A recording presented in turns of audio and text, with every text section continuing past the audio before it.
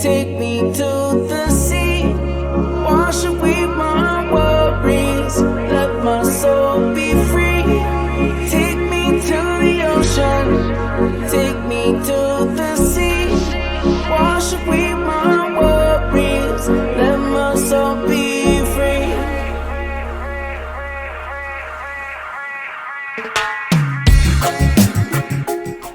Hello world, I'm Max.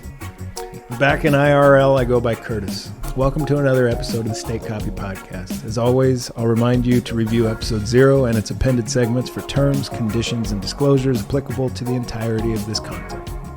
Thank you.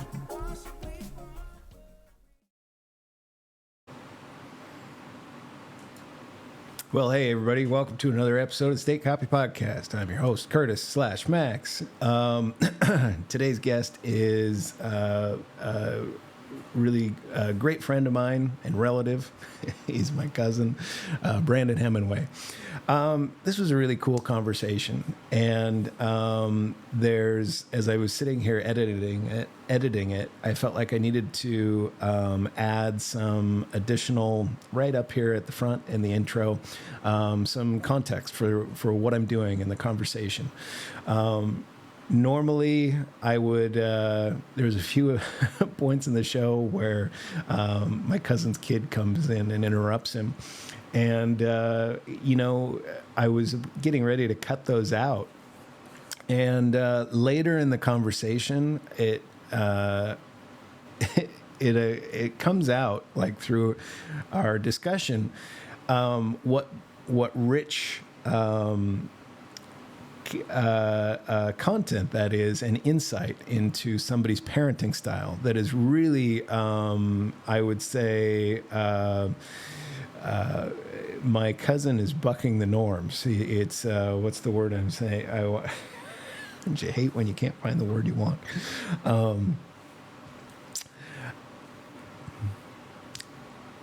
You will see that he's doing something quite different than the norm, I would say, as he raises his kids. And I just think that that's kind of beautiful. And so I leave it in. And you'll see that in there. There's a few parts that I will pull out that are just related to, boring technical stuff. But I really want to keep that to a minimum. State Copy Podcast is about really rich capture of who people are. And so I don't like to do that. You'll see a couple places where I got to make some minor cuts, but for the most part, it's completely unedited. And this was my first time doing a show remote. So there's a few little glitches around that, but it's not bad. And I hope you all enjoy it. One critique of self, I'm teaching myself how to interview people, and that's I really have a lot of respect for the people that do this. It's not trivial to try and make a sort of cohesive show that sort of flows in a way that where you don't lose audience because you're meandering too far down an idea. And there's parts where you kind of have to interrupt to keep the conversation flowing. And in this one, I have to do that a few times. And you watch yourself and you go, man, I would, these are thoughts that occurred to me. And I'm saying it aloud to share with you how I'm growing as I go through this process. As I try and encourage everybody to podcast more and to do this thing I'm doing. This is kind of like notes I'm jotting down as I go so that it can serve as sort of guidance for other people who decide to do this, that I'm hoping I'm sort of inspiring through this process. So, I'm going to continue to do this. I will, as I learn, I'm going to learn out loud. And please have patience with me as I try and figure it out. I'll get better with time. And but this is a really cool conversation, I think, with a neat character with just such a interesting story. I hope you all enjoy. I'm going to shut up now and let us talk. Thank you. Well, Brandon Hemenway, welcome to the State Copy Podcast. It's very Oh, thanks, good to Curtis. have you. So, Oh, you're going by Max on this, right? well, we can talk about that a bit because All right. that was actually a very useful thing that I set up to get, well, at first a bit comfortable doing podcasting, but then Sure. and then also it became really useful for AGI development, and we can talk through Okay. that. Just sort of Okay. coming up with a name for a copy of your frequency of thought. Like, how do you give that identity? So I actually did need to create a distinction, and so I'm really glad you're the first one that's asked me to clarify the whole thing. And Everybody else is too freaked out. yeah, like, why do you do that, man? Well, it was very logical. So, Brandon is my cousin. He's my mother's brother's son, and we've been great friends our whole life. And State Copy Podcast is another. I'd love you to ask me why it has that stupid name. I had figured it has something to do with information technology and awareness development. Yeah, you're kind of getting there. It's I tell you what, think of it like soul upload, but that sounded really stupid. I mean, No, I had a feeling that's where you were going with it. Yeah, well, I think I'm tracking. well, I was struck with podcast content that I was watching people create, that you could feed transcripts into a large language model, and you could probably get them to render out a reasonably high quality synthetic personality that maps to an individual. So, but what you'd need is a whole bunch of rich seed data, which people like Lex Friedman and Joe Rogan and these people that are creating long form podcasts, 2-3 hour conversations with some of the brightest minds of our time, Yeah. a couple times a week. Oh, there is going to be no problem. We are all going to be able to render pretty great Lexes and Joes to have as buddies if we want. But I think we really need everybody doing this, because that's the beauty of humanity. That's what we are, our rich diversity of thought and perception and all that.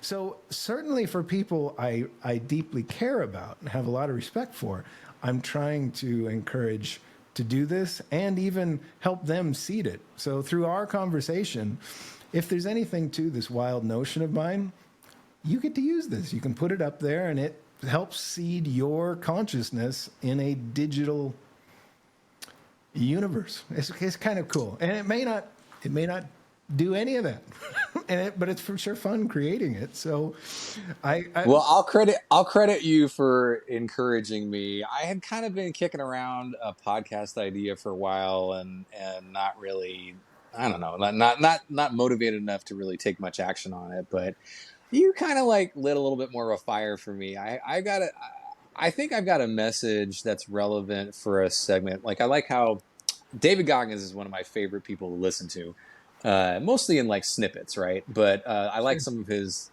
very intense longer interviews. Oh yeah.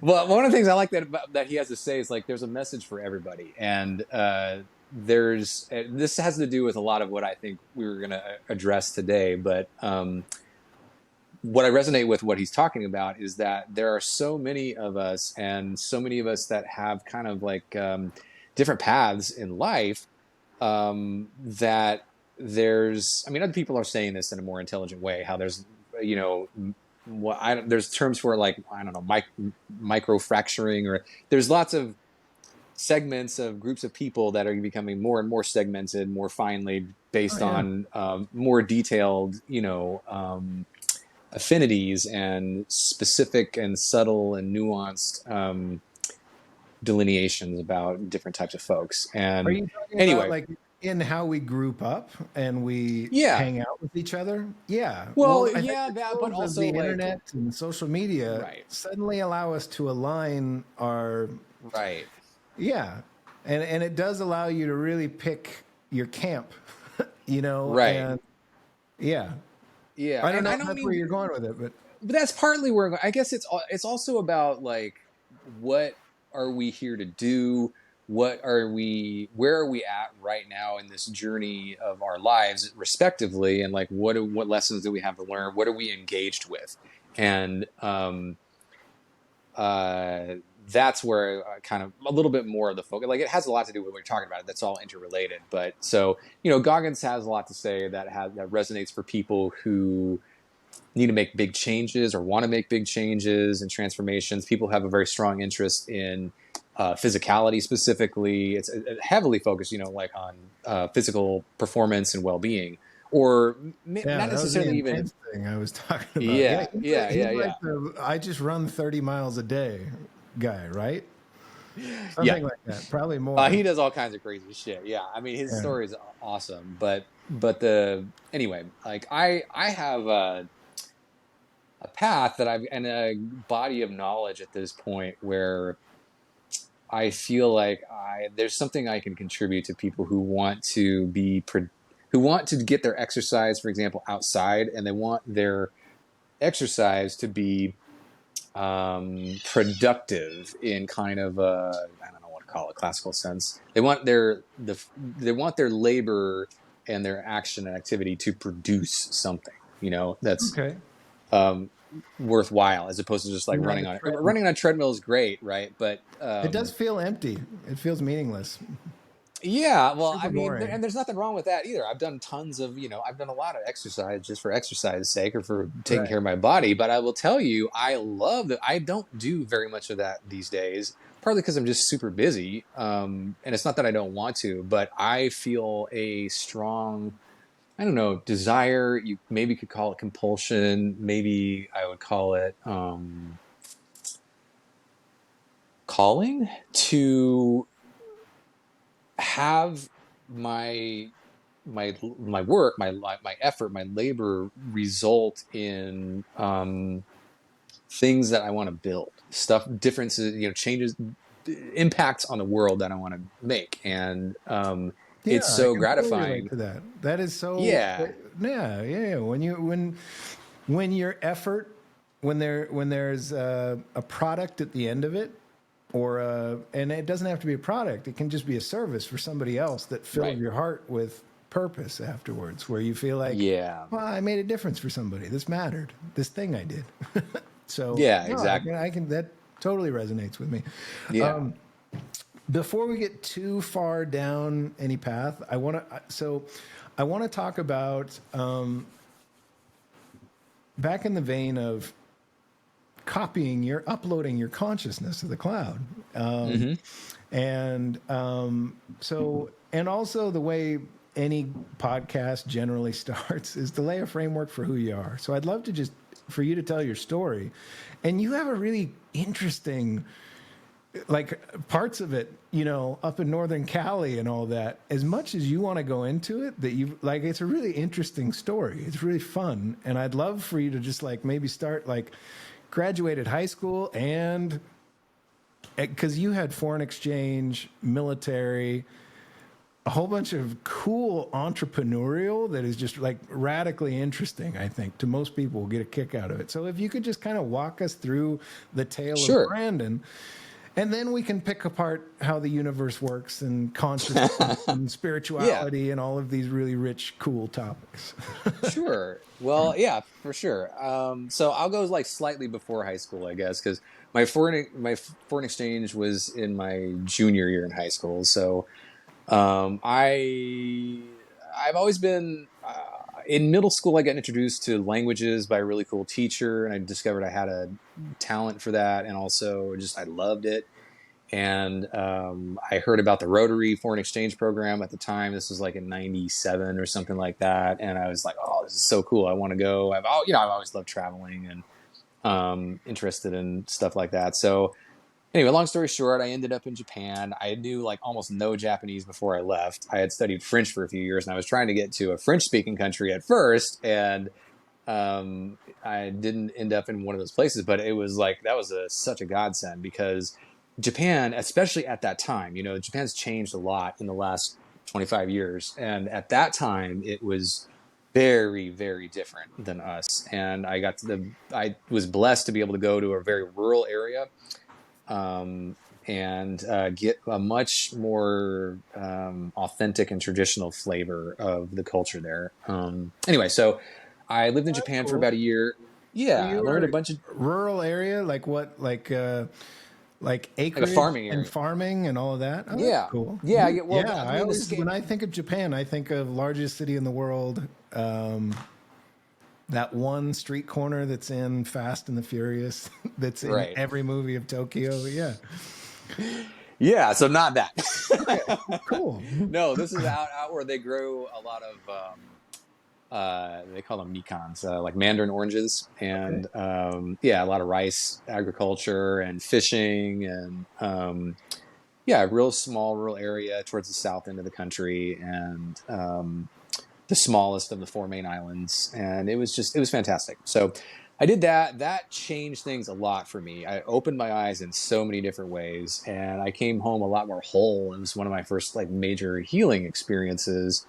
And what I got clear about, there's a lot of like clarification of a lot of things that happened for me, a lot of emotional stuff that kind of got worked out, and I came home with a really clear desire, or really clear sense of like, I didn't know exactly what I wanted to do for a profession, but I knew I wanted to feel good about making a difference in the world and making the world a better place and making a difference in people's lives. So I didn't really know how to materialize that in the next few years. We were kind of about figuring that out, and I took a bunch of classes and workshops, and just kind of explored a lot to see what that was all about. How long? How long were you in the exchange program? Like for how a long? year. It was a full Like a year. week. Wow. Yeah, like a week short of a year. So it was a good amount of time for a 17-year-old, you know. And, yeah, and that was like your senior year, or that was my junior year. Junior year, 17. Yeah. Okay, I graduated. I was 17, I think. I don't know. I was that. It depends. You're on the younger one. It was. Was yeah. It? Yeah. I said you were in the younger bracket. Yeah. Yeah.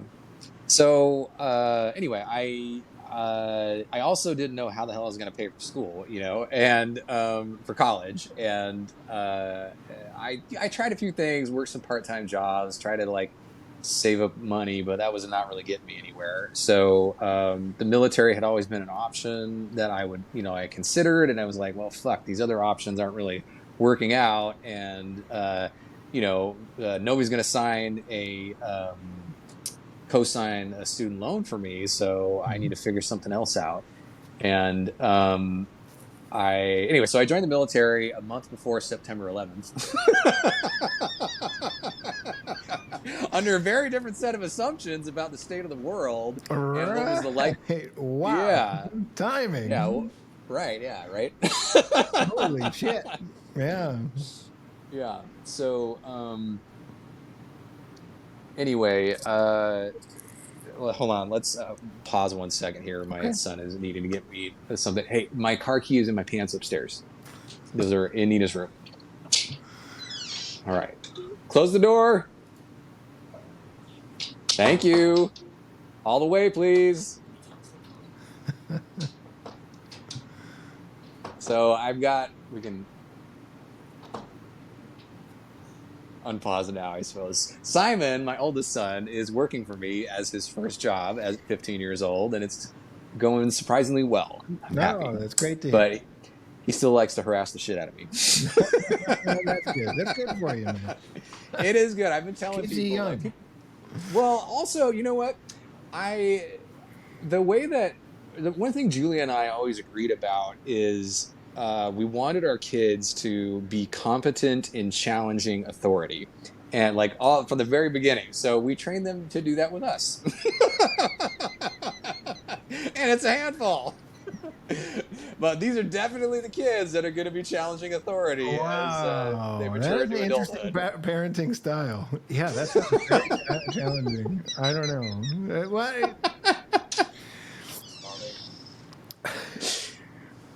I don't know where it is. If it's not there, you're going to have to go find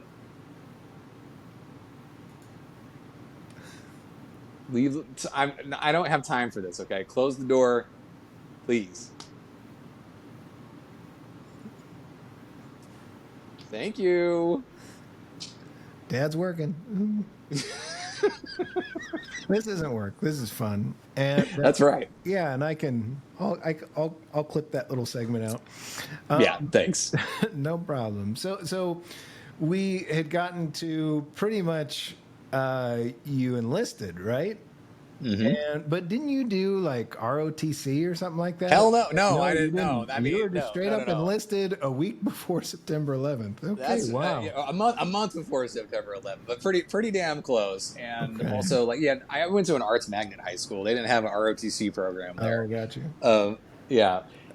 Anyway, so I enlisted. I was like, fuck. But I'm not the kind of person that, reneges on a commitment that I made. And I didn't volunteer to go to war. And luckily, I never deployed because that's not really what I signed up for. And even though, I gave Bush the benefit of the doubt for the invasion of Iraq. And then when we found out there's no WMD, I was pissed and felt very betrayed by that. So that was part of my story also, is like everything that we lived through with the war on terror and 9/11, that was real personal for me, because I spent 6 years of my life being prepared to go get deployed, and every day that went by and I hadn't been deployed yet increased the likelihood that they were going to send me. And a lot of times I was like fucking sure I was about to go. And, what would your job have been? Because you were in like counterintelligence or something like that, right? Or... I was in psychological operations, so That's what it was. Most likely, so I probably would have been supporting special forces in Afghanistan or maybe Iraq, doing all the stuff that we're doing counterinsurgency stuff. Oh, so you would have been boots on ground. Oh yeah, yeah, where the rubber meets the road. So that's what I mean.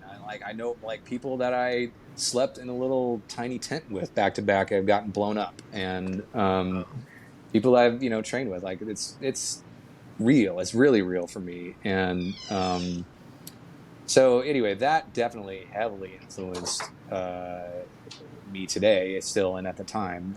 So anyway, but I signed up. I went to training. I was really gung-ho about getting into the Defense Language Institute because I wanted to do more language stuff, and I was very persistent about that.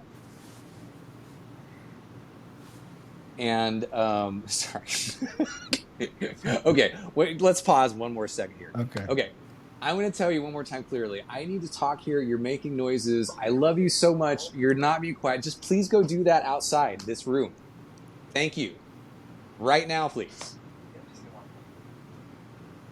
I love you so much, but I need to have silence in here. Okay. Out, please. Give me some space. Thank you. Curtis says thank you. He says, I didn't say you're welcome. That is He's 15. We're going to have to talk about this whole parenting thing. This is a radical thing you've done. Wow. Let's finish the background and let's come. Something tells me there's going to be more interruptions. That's okay. We'll see. Hopefully not. Right. Anyway. So I enlisted, I went to basic and advanced training. I pretty quickly, I was very persistent the entire time about getting into the language school, and I passed my tests. I got in. I didn't realize though that I had to, in the Army, before you go to any school, a school is considered like a treat or a benefit, some little nice thing they're going to give you. So you have to pass a physical fitness test every time you do that. And when I got back from advanced training, I kind of slacked off on my exercise for like 6 months while I was going to community college a little bit and or whatever. I just wasn't exercising very routinely, and I barely passed my physical fitness test. And the training officer told me afterwards, "You know what would happen if you didn't pass this physical fitness test, right?" I'm like, "What? I wouldn't go to language school?" Like, "No, you'd be going to Kosovo with everybody else." Wow. So I narrowly and unintentionally missed going to Kosovo and Afghanistan, because those guys, my unit, they went to Kosovo for like 10 months, and then they got to come home for 2 weeks, and then they got sent right back to Afghanistan. like out of the frying pan into the fire. Wow. And the unit came back wrecked. Everybody that could get out got out, and people that I knew beforehand, they were changed radically. And that really, like, really nailed home that I was not interested in volunteering for a fight that I didn't really believe in. Yeah. And the costs were, significant. So I ended up missing that deployment. Our unit was out of commission for basically most of the rest of my contract. And the Army tricked everybody that my unit tricked everybody else that I was with pretty much that if we didn't, there were a lot of people like me who had like a year left on their contract and we were getting ready to gear up to go to Iraq. The unit was going to get deployed basically right after my contract was up. And they're like, well, if you get out of the military, you're gonna get stop loss, and you're still gonna get deployed, but you're not gonna go with people, and you're gonna have to do some different job you didn't sign up for, like being a truck driver bomb magnet. And I was like, I did some careful like analysis of what was like the quantitative probability that was going to happen. It's like, I'm going to call your bluff. I think that's bullshit. Because Congress only authorized like 5,000 people out of whatever, 500,000 or something that are on the inactive list. I think it's a pretty low chance that I'm going to get called up. And even if you do, I know damn well that my job is in high demand and you don't have enough people to fill that. You're not going to be retraining me to go do something else. Anyway, and so my bet was correct. I didn't get called up, which is so fortunate. But a lot of everybody else pretty much in my unit that was in a similar situation, they did re-up and they got another couple years, and they did like another deployment basically to Iraq because of that. And so I've dodged a lot of bullets. You are literally. so fortunate. Yeah, really fortunate. And anyway, so while I was still enlisted, I got into I was in the reserve, so I was able to get into school. I did go down to the Language Institute in Monterey. I was there for about a year and a half, and got a degree in Chinese Mandarin, and that was long enough to get in-state residency in California. So I got in Humboldt State University. I went there and I got my degree. I initially thought I was going to be into engineering, or physics, because I was really into the science of sustainability, and I wanted to get involved in green technology. And when I got there, I talked to a whole lot of people who were also passionate about that, but almost all of them were passionate about the tech and the science of it, and almost nobody was talking about how to actually implement the shit, And I realized, oh, okay, well, somebody needs to administer the organizations that are going to deploy this, and I was like, well, I'm going to switch my degree to business because I want to make this shit happen. So, and I'll just find partners. So I did that, got my degree in business, and I found a partner and a really cool technology thing that was very inspiring to me. And it had to do with one of the things that attracted me to Humboldt in the first place, which is that Humboldt, and the city of Arcata in particular, was unique, and still is kind of unique, in that they have a wastewater treatment facility for their municipal wastewater that's based on biotechnology. And specifically, they microalgae, not like seaweed, but like unicellular microalgae, is a critical part of the secondary part of wastewater treatment in many, many, many cities and municipalities around the world. The British kind of like really popularized that technology of algae-based oxidation ponds. They put oxygen in the water, and that fuels aerobic processing of the water, but it also fluctuates the pH quite a bit. And so those two processes combined really are deleterious to pathogens in the water. So it really eliminates most of the pathogens that have to be measured and monitored for in treatment. But by the time the water leaves those algae ponds, that algae is considered a pollutant because it's just nutrients that have been accumulated in the form of biomass. And if you don't get the algae out of the water, the algae then becomes it's called biological oxygen demand. It's a source of nutrients that will cause oxygen to be consumed in the water that it's released to, because they break down, and the organisms that break them down consume oxygen. Anyway, so long story short, I got involved in this cool algae biotech. We initially thought we were going to get biofuel, biodiesel specifically out of it, because algae, it grows way, way, way more oil than any terrestrial plant. Like palm trees at the most can produce like 8% of their biomass in the form of oil naturally, without genetic engineering or anything. But algae without genetic engineering can do 30%. So it's a whole order of magnitude, or that's probably not the right word, but it's way, way, way more than any terrestrial plant. And then you can do other stuff to the algae to soup up the production way, way, even more than that. And there had been a lot of research into this in the 60s, 70s, and 80s, and even in the early 90s with the Department of Energy in a program called the Aquatic Species Program. And then Clinton basically shut that down when he was downsizing the government. And then there was at the time that I was doing this was at the time of basically renaissance of that technology. And anyway, we pivoted pretty rapidly from biodiesel because we didn't think we'd be able to produce, we knew it was very unlikely that we'd be able to solve the technological problems of harvesting the algae,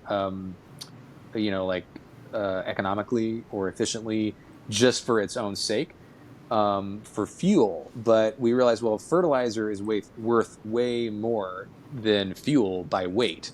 And if we're not trying to extract 30%, then 100% of the biomass is, usable as fertilizer. And so we started experimenting into that, and I was in Humboldt. So even though I kind of avoided, and mind you, I was still in the Army when I was first getting involved in this. And I only smoked weed like 3 times before I joined the Army. And all of them were bad experiences. And I bought into all the government propaganda about weed up until, I graduated from college in Humboldt. And so I was kind of, it was right. Yeah, exactly. Okay. So I didn't really get into the weed until a few years into this fertilizer development and research. And one thing led to another, basically, and I discovered, I should say, me and some other people discovered that the weed, cannabis that's grown with that microalgae fertilizer makes an unparalleled cannabis product, like better taste and flavor, like literally more terpenes than I've never had weed as good as the stuff that I grow with that fertilizer. Never. And that's after trying a whole lot of weed in Humboldt from a lot of expert growers that do it really well. And I'm not saying, so it's not the heaviest that was the yielder. Capital of weed in America for a while. Yeah, the FBI estimated that Humboldt was producing 60% of the United States' cannabis. Yeah. One county. Yeah. Wow. It's no joke. It was the Wild West. And it's very pretty there. Yeah, it's gorgeous. Yeah, it is gorgeous. Yeah, it is. Yeah, it's beautiful. Anyway, so I got into the cannabis industry as a segue from that, and had a lot of adventures about that, and did a lot of legal and quasi-legal stuff, most of which is past the statute of limitations. So I can talk about some. Best we be careful just in case. Okay. But man, I would love to hear all the stories when you have confirmation that it is. Well, it's just 10 years, so there's things I can talk about up until I guess 2013. All right, so some stuff I can't talk about. That's cool, man. All right. Anyway, so that, and then what else? I won some business plan competitions, with that algae business, and did a lot of stuff, but I ran out of money. Before we move from the algae business, just curious. Yeah. Because, why is that so rare? So you mentioned that algae for wastewater treatment is big did you say in parts of Britain? Is that what I? Well, no. The British as colonizers used it in a lot of other places, and basically they built ponds. They deployed for treating places that they were colonizing. Got it. And then why is it rare, like just the business of the bottom line for the efficiency of the process? Like, why did you have to go to Humboldt County to find one plant that does it? Just to understand that industry better. Oh, well, I didn't I go to don't know Humboldt a lot County about looking for wastewater. that. Yeah. Well, I didn't go to Humboldt County looking for that specifically. I found it there. I happened to find it there. Okay. And I didn't really know that much about, like, I saw the wastewater treatment plant. I thought it was super cool because what they do that's different, there's a lot of places that grow algae, okay? But what they do that's different is they separate the algae from the water using other biological processes. So they have a whole other tertiary treatment pond system after the secondary treatment that uses cattails essentially, okay? And the cattails shade out the algae and act as like a filter. And so the algae settles to the bottom of ponds, decomposes, the cattails absorb those nutrients, and then you have to harvest the cattails eventually over time to get them out of the water. Otherwise, it's kind of like the Everglades, where the nutrient load going into the Everglades is the same as the nutrient load going out of the Everglades. So in order to have the marsh of cattails be actually a filter, you have to extract the biomass. Okay.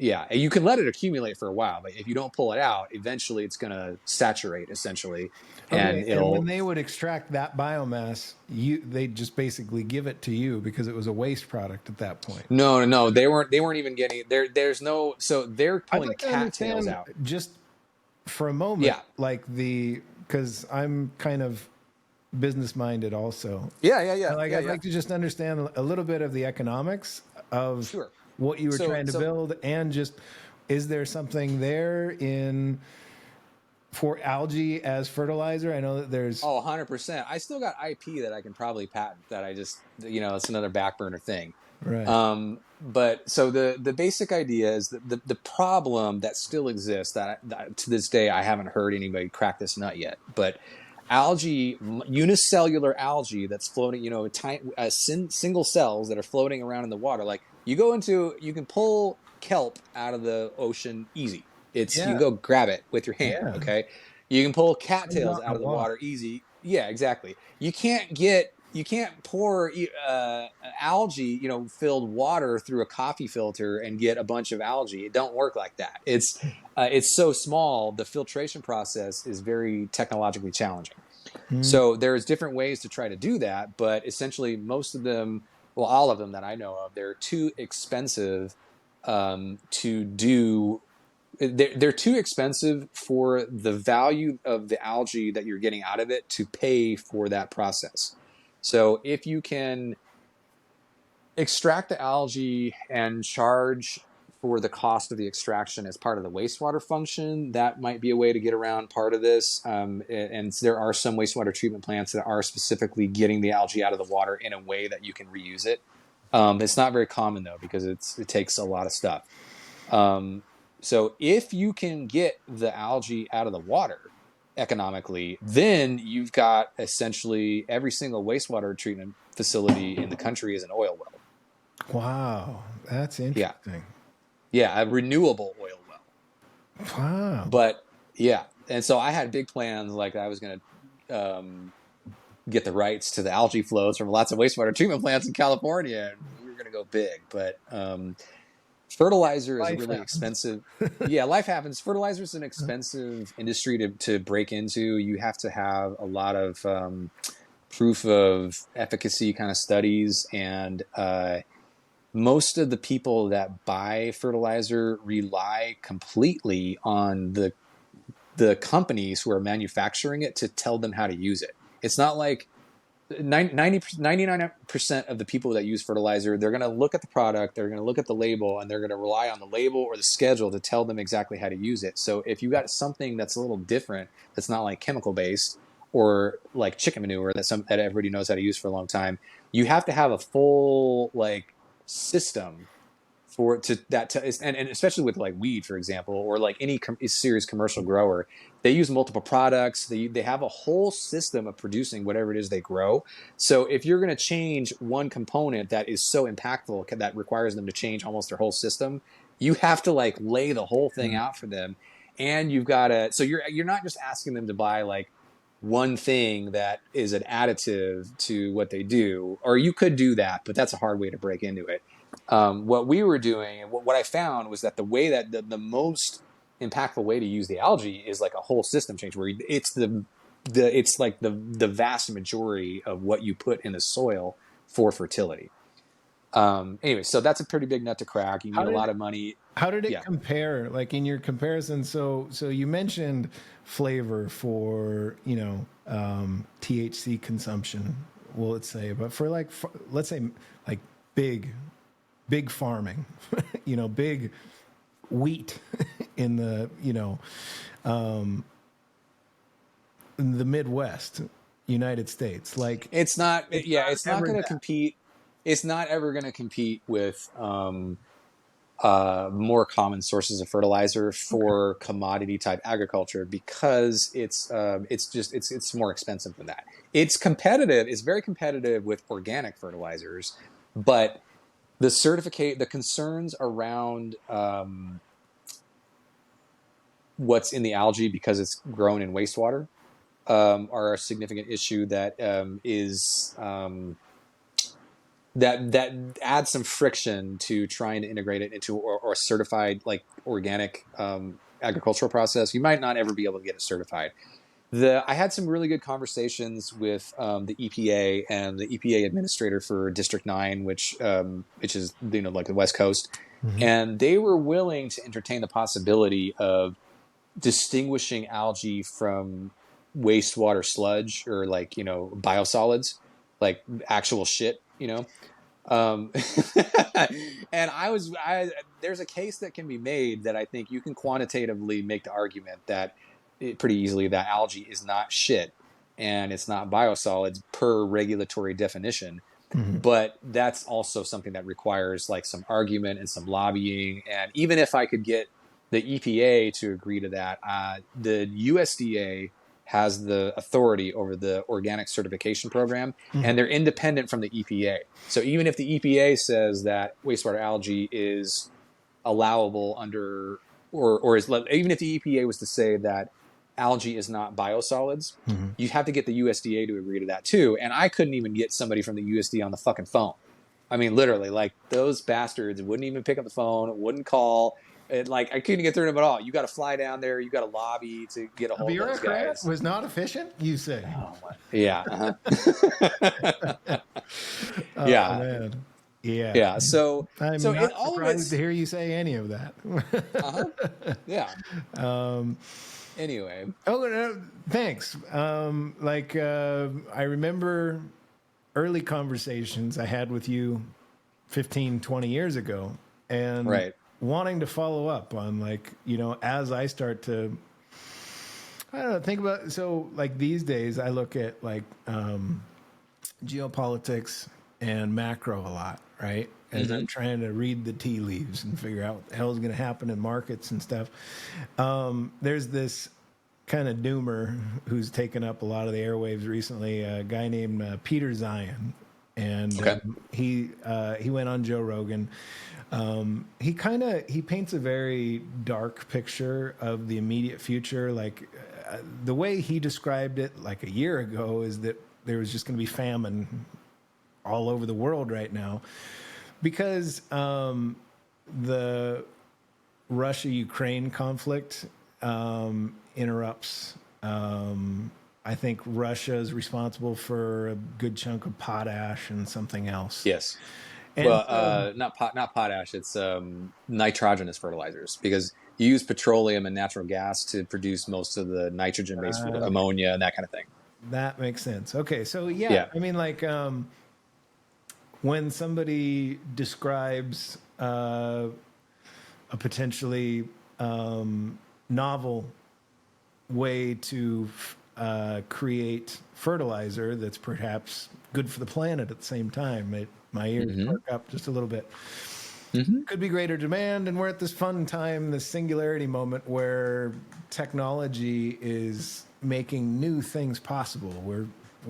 I mean, in 10 years, maybe self-assembling micro robots might go collect all those little algae stuff Right? for you. Yeah, Like all there kinds of are. possibilities. We need to start thinking without the limitations that we've had to settle for up until this century. And Yeah, that's true. so, yeah, very cool. Thank you for that history. You're welcome. Go on with your. So you were kind of at the point where I think you were kind of like. I think you were at transition to the next from the algae fertilizer business, right? Yeah, exactly. So I kind of transitioned more specifically into cannabis but really as a fundraising mechanism for my ambitions for the algae, because I ran out of money and I needed a whole lot more money to like prototype packaging and Sure. do all the other shit that I need to do, right? And you probably at that And point had a decent network living right in Humboldt that whole well, time, I did, helping but with I did, but it was kind of the same thing with the military in that it was like exactly the wrong time.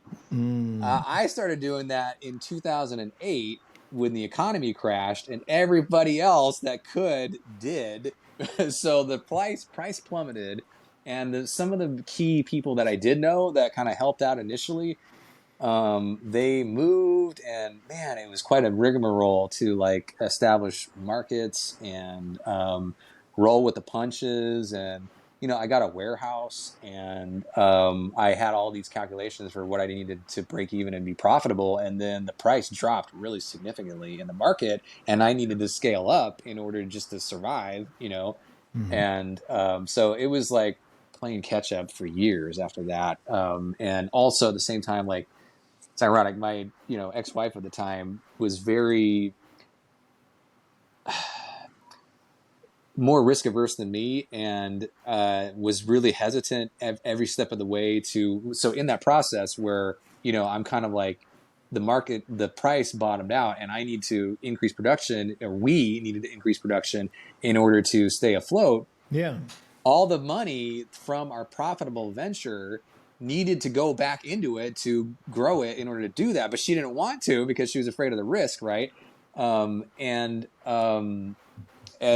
so I was also having to fight with her about that, and we also had a goat farm through all of that. I didn't, and that became a very expensive hobby that was supposed to be a business.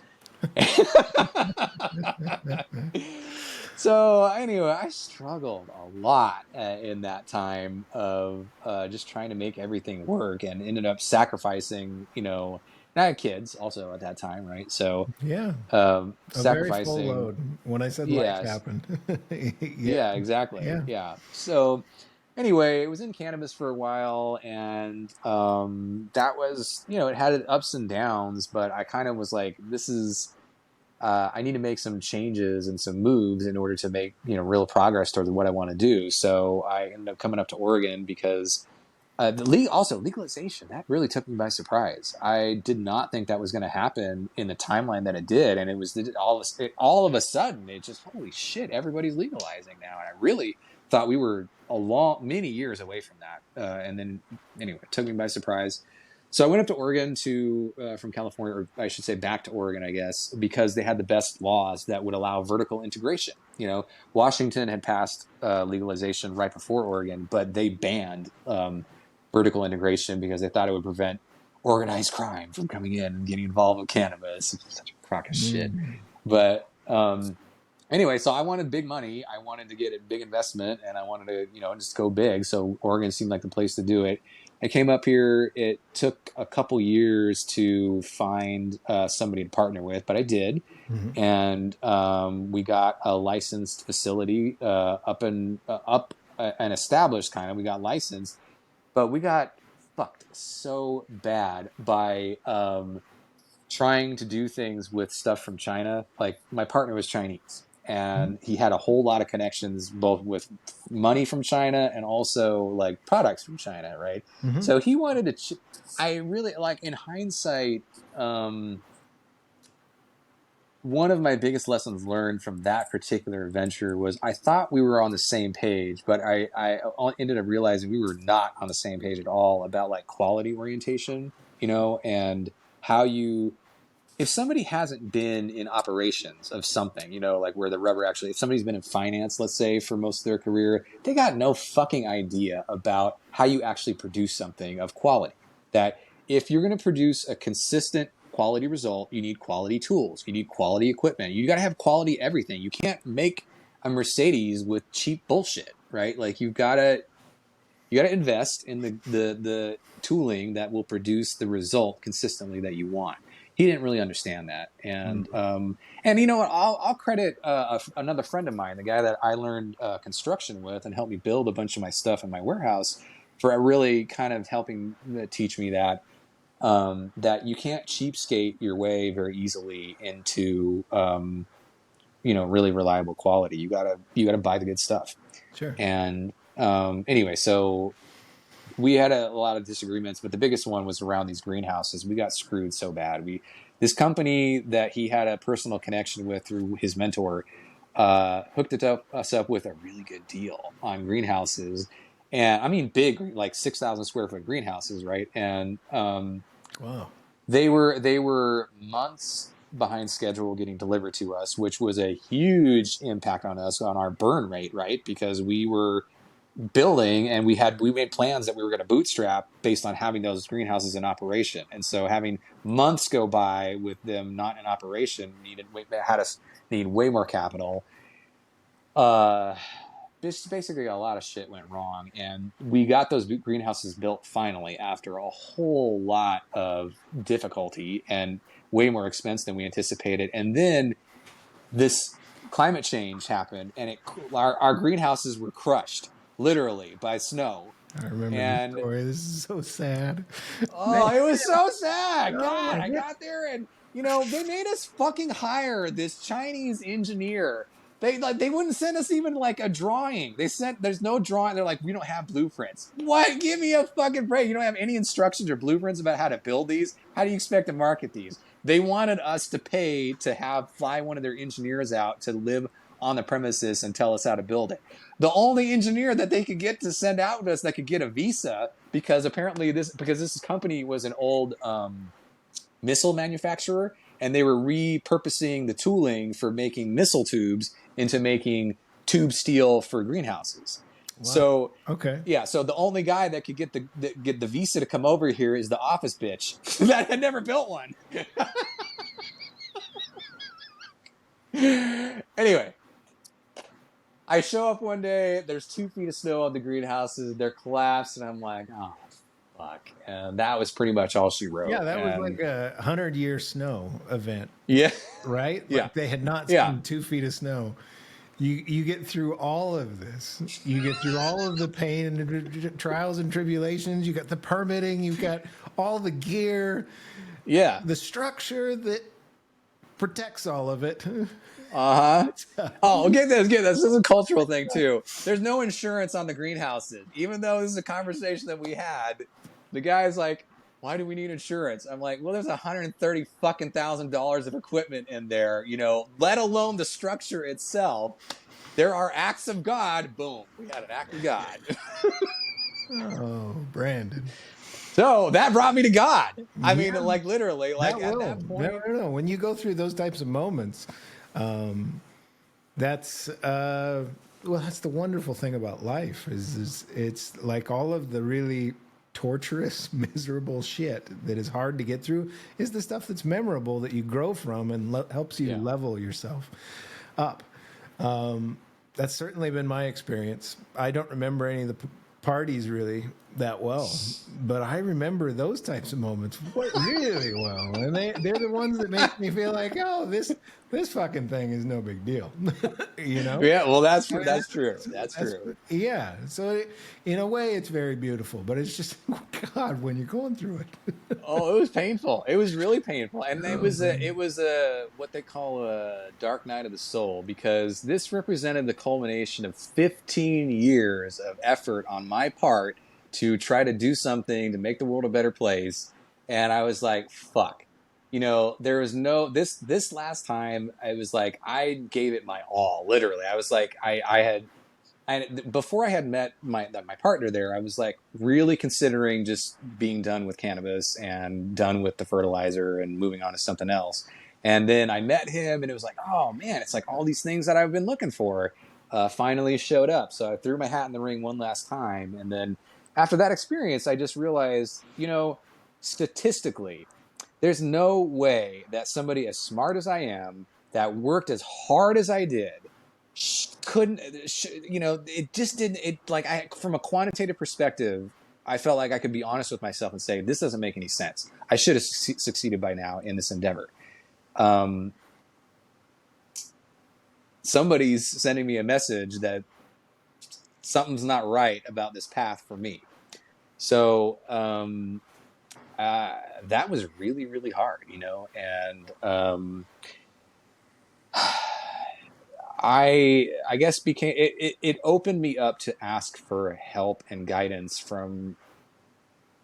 to help me understand how to move forward with life, because I didn't know. Let's time out right there. Yeah. So I want to quantify a bit your belief system up until that very difficult moment. So this is the culmination of 15 years of your life that you've poured your heart and soul into, and you believe, and it's coming to fruition. It's right there, and then that happens. Yeah. At that moment, you were an atheist? Agnostic? No, I wouldn't have. Were... maybe you could say agnostic. Okay. Maybe. I think that's very helpful to people that can't relate to the experience where I think you're about to go with what you're describing. It's very I can tell you in my own life up until about age 42, when I was going through divorce with a child, hardest time ever in my job, heart problems after some COVID related stuff, and my mother passes away, and all of it was just like this mix of a lot to overcome. So before that, experiencing that, I was very closed off to anything. So basically, religion felt like, you're familiar with my mother, deeply religious.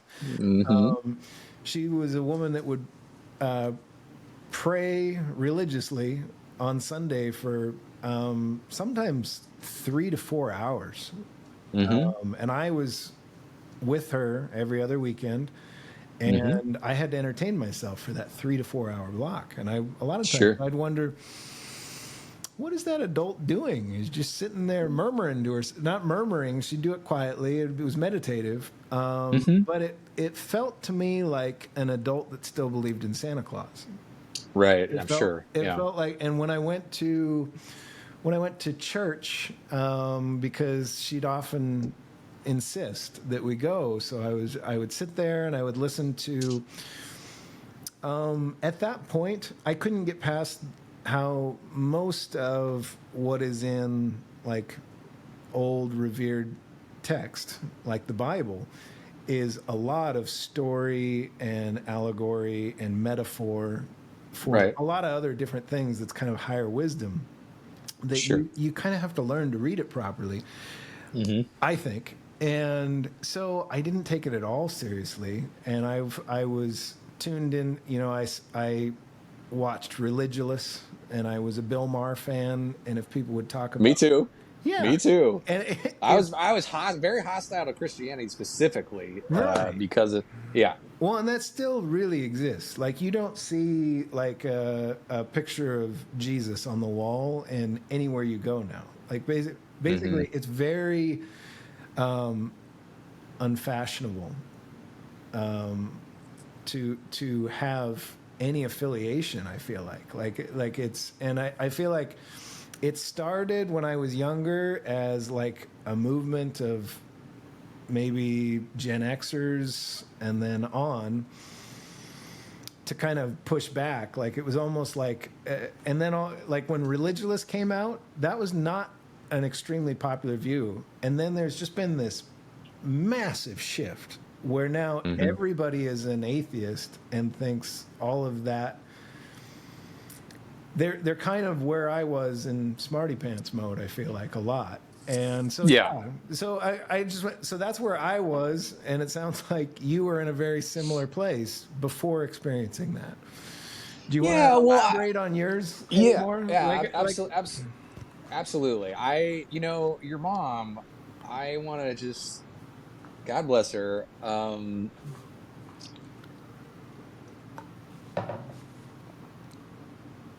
do I want to go with this? There were, ever since I was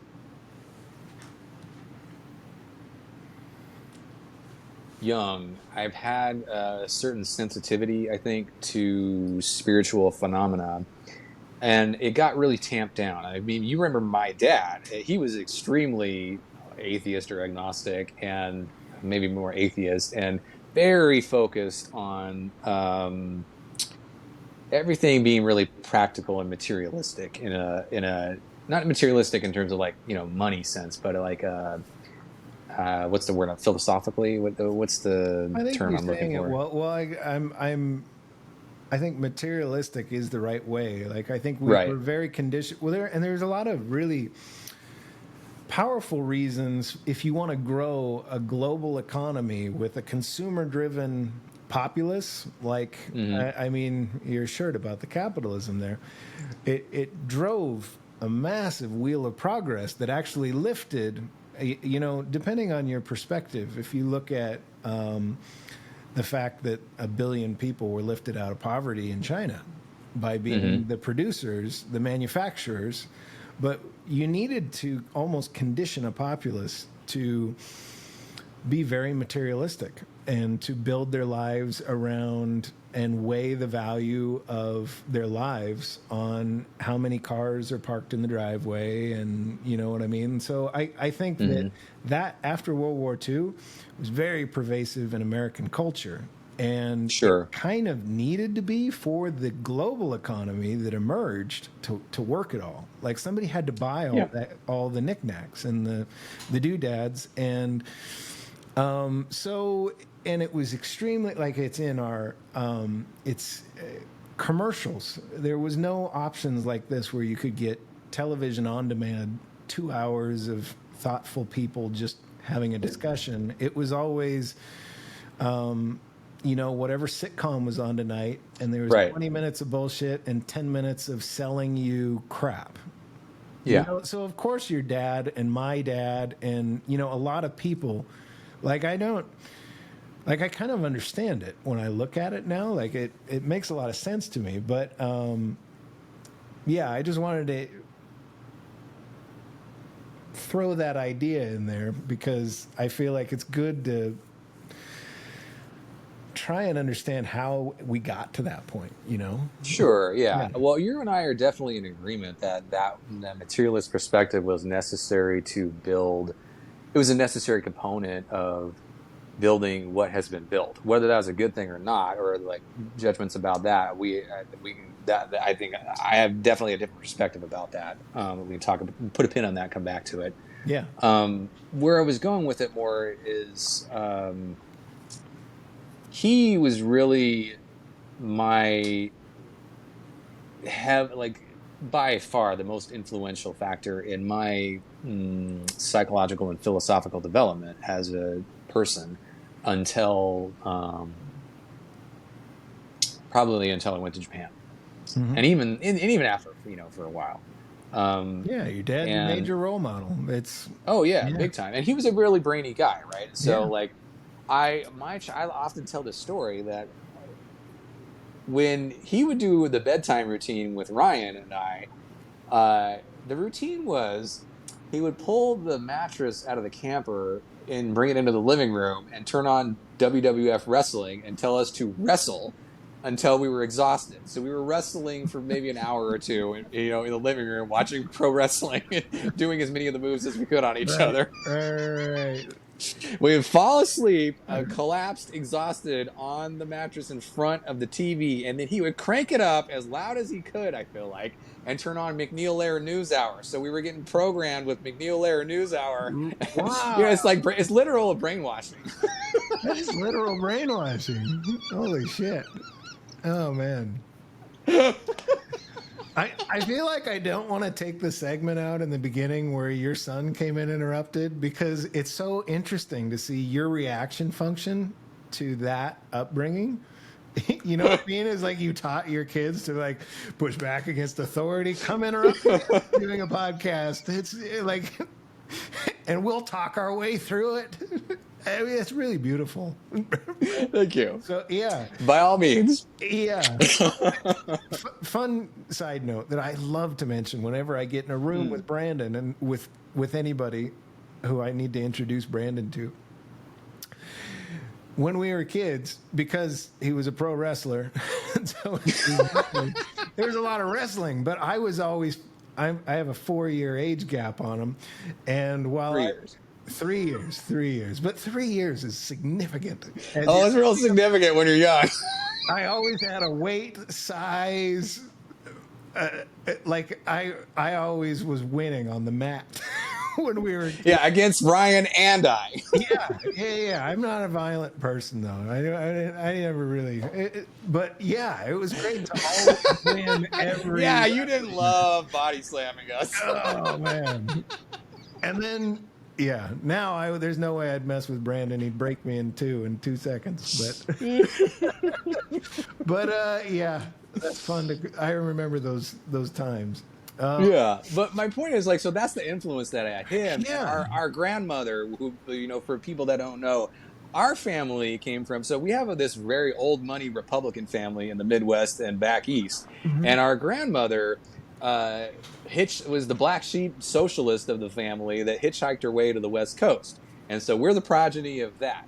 And, you know, my dad's take on religion was the total like opposite of where your mom was at as kids. He was very hostile towards it. And I heard the earful all about how religion was used as a tool to manipulate the masses, which is how I saw it for the longest time, until, you know, I started having my spiritual awakening.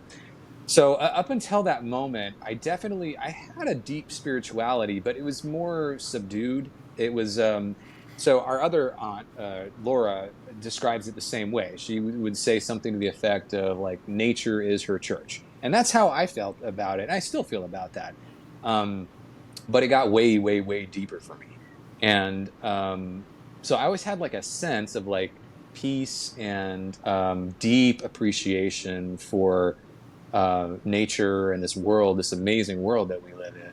But whether there was a God or an afterlife or any of that stuff, like that was a big unknown for me. You know, I had a really powerful experience with something that I interpreted as Bigfoot when I was a teenager, like when I got back from Japan.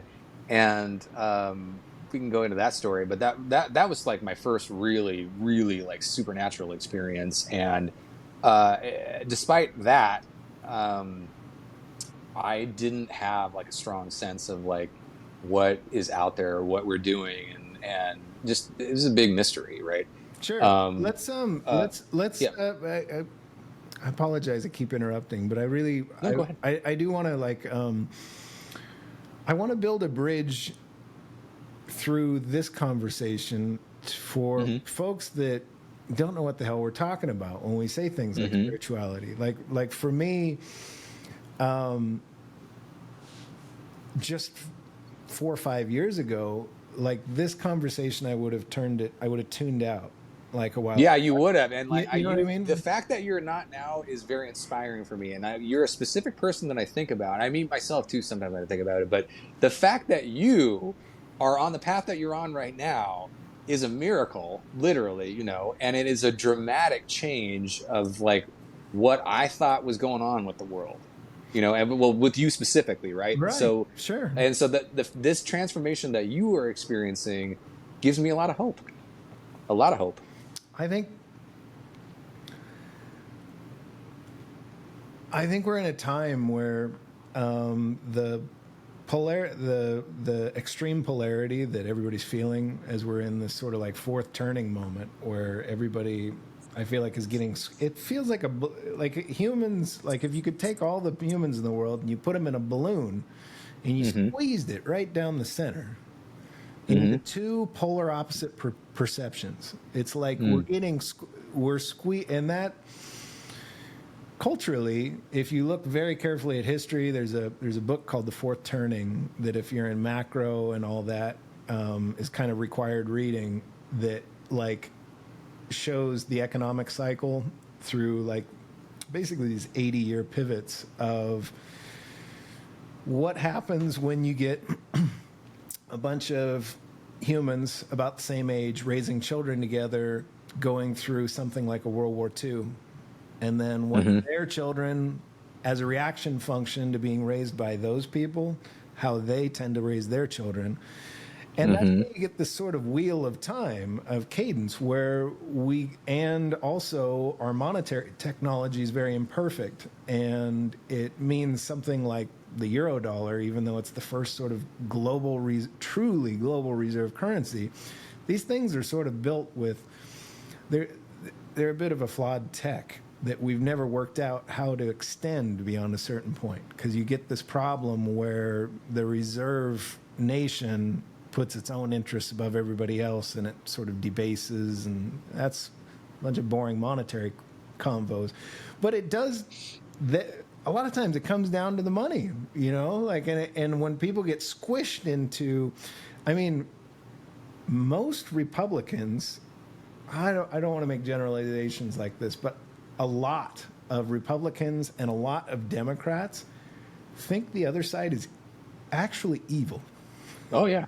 You know, that feeling of discontent, I think, is what causes all of the pressures that can turn Mr. Smarty Pants, arrogant, I know everything and everybody else is stupid, Curtis, me, to go, oh shit, I don't know anything. You know what? I got to stop and be very respectful of people and learn from what they have to teach me and love them for our differences and all that. And I don't know that was possible without the pressure of the moment. And, you know, a lot of, you know, going through a lot of hard stuff at a certain time.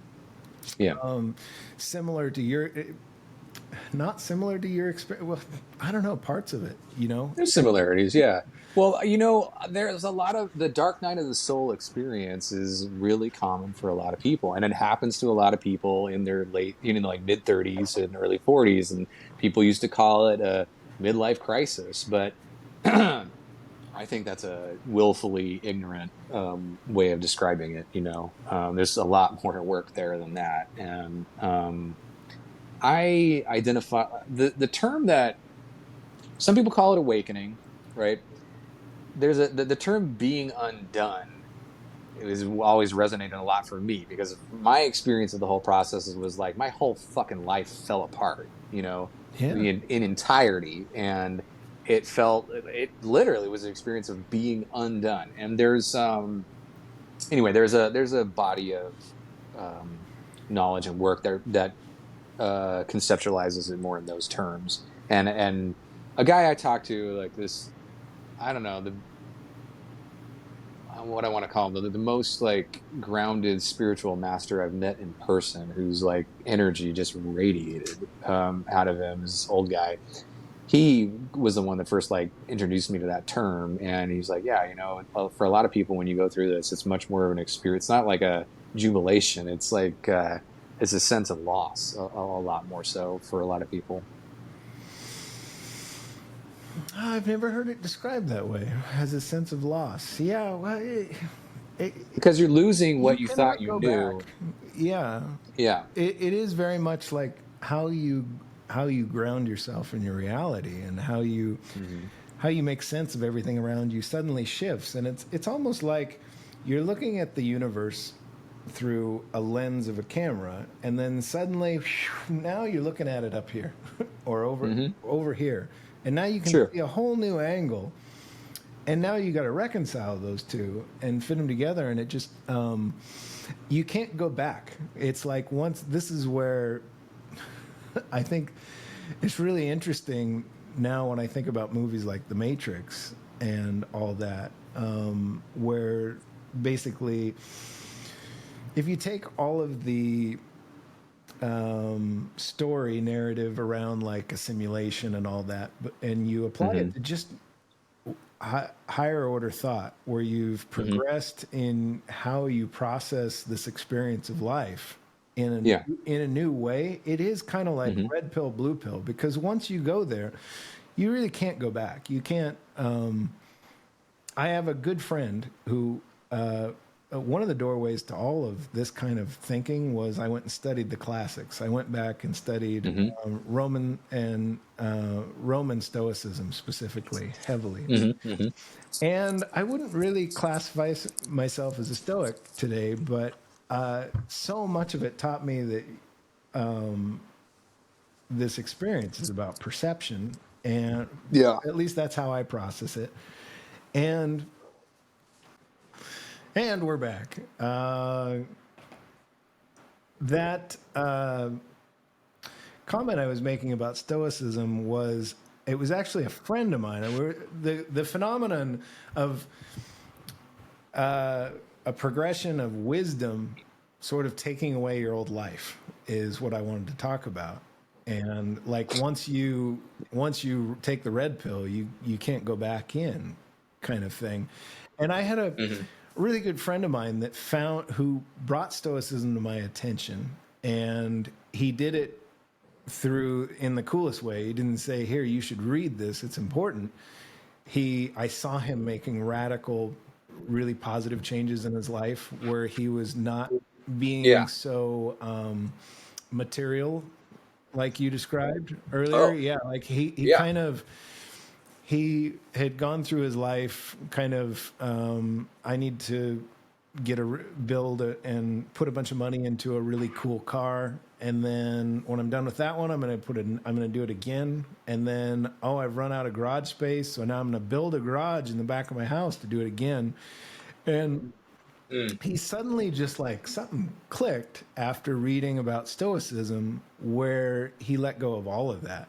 And he stopped sort of prioritizing how many trinkets he had collected to create a quality. And I watched him suddenly spending all this time with his family and traveling, and I was just like, man, what'd you do? Where is this coming from? Because I really think what you're doing is amazing.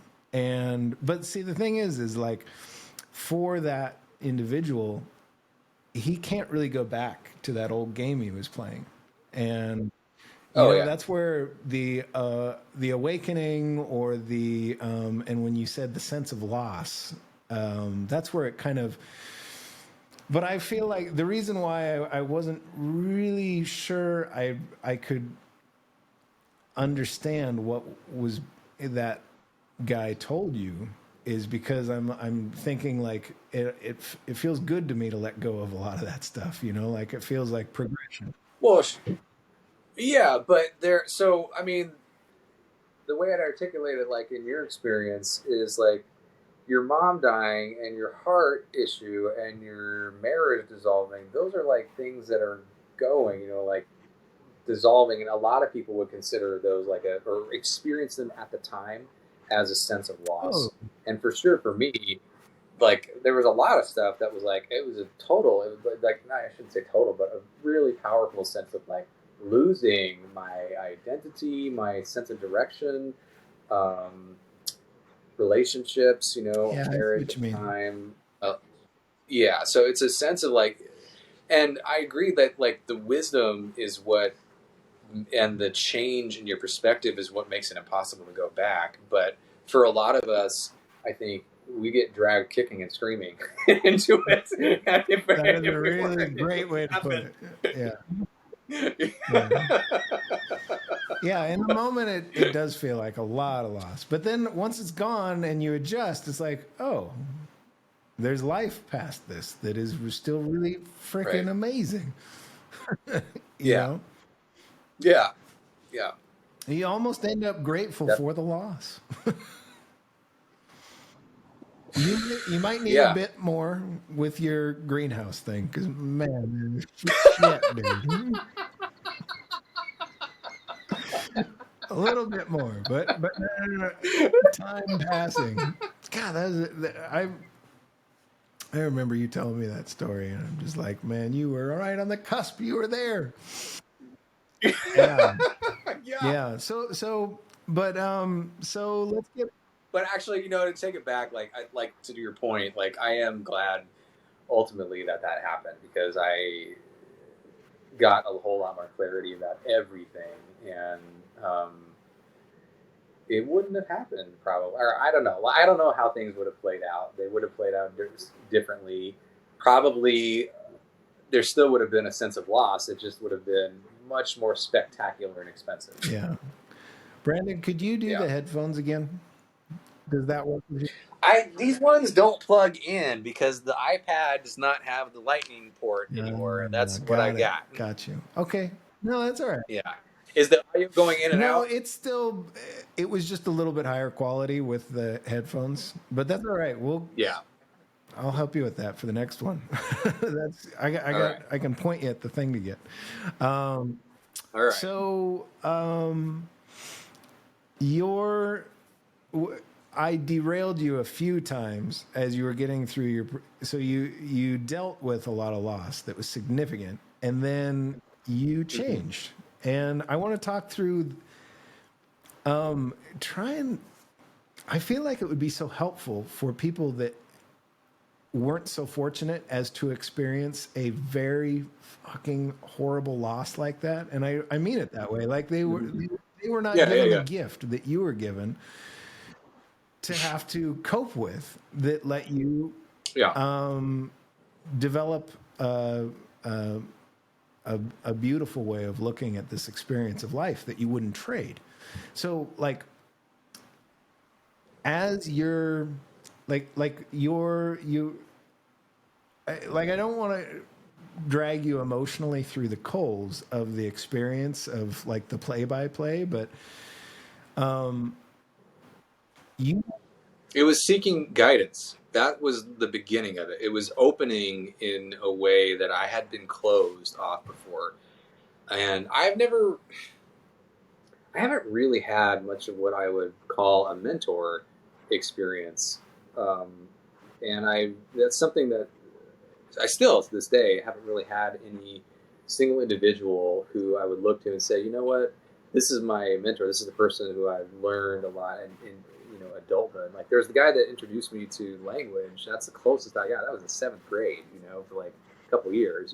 yeah So there, I felt like I had come to the end of my ability to make sense of the world and to navigate it and have a sense of direction, because I felt like everything I thought I knew that gave me a sense of understanding about what the world is and how I want to respond to it just felt like it was like an error, like not something not computing, like something's not right, malfunctioning here. So I didn't know what to do, and I felt up until that time, I was the kind of person who I had a 5-year plan all the time, and I mean, literally, like a pretty deep, like, pretty clear sense of like 5 years, this is where I want to be in 5 years, and like these are I probably the remember next steps I'm listening gonna to take. some of your plans. They were really impressive, well thought out plans. Like I loved those conversations with you. I remember thinking, why don't I have this life so figured out as this dude? You know? Well, when I didn't have that anymore, that was very disorienting and concerning, and it felt dangerous and unsafe. And anyway, so I was like, you know what? All right, I just kind of started talking to God for a second, like whatever that is. I'm like, look, I don't know what's going on here. I would love some kind of guidance, and nothing happened that day, but I started being more open to, I guess, getting help or guidance. And then then it was a very visceral aspect of awakening that hit me hard, and I wasn't searching out for it. And it was the combination probably of all the emotional stuff that had been happening and life experiences, but also a lot of my practices in life up to that point. I'd been doing martial arts for many years by that point, and like yoga type stuff. And I had started meditating in 2013 because I was getting so stressed and from some of my quasi-legal stuff, and to the point where like I got psoriasis on my elbows, which had never happened before. I'm like, fuck, I gotta do something. So I started meditating, and I was seeing somebody that introduced me to Vipassana, and so I started kind of that practice, and it really really Could you changed describe that? everything in terms I've of not heard of that before. The last one you described. Yeah, Vipassana is a type and this is relevant to what we can get back to about a lot of spirituality stuff and Goggins and some other things. Okay, Vipassana is an Indian, South Asian style of what would be called insight meditation. I think it's explicitly in like a Buddhist tradition, but I don't think that really matters. I've never been on a Vipassana retreat or taken it as a part of like an official group. I just had somebody that knew how to do it and had done that stuff and kind of taught me the basics.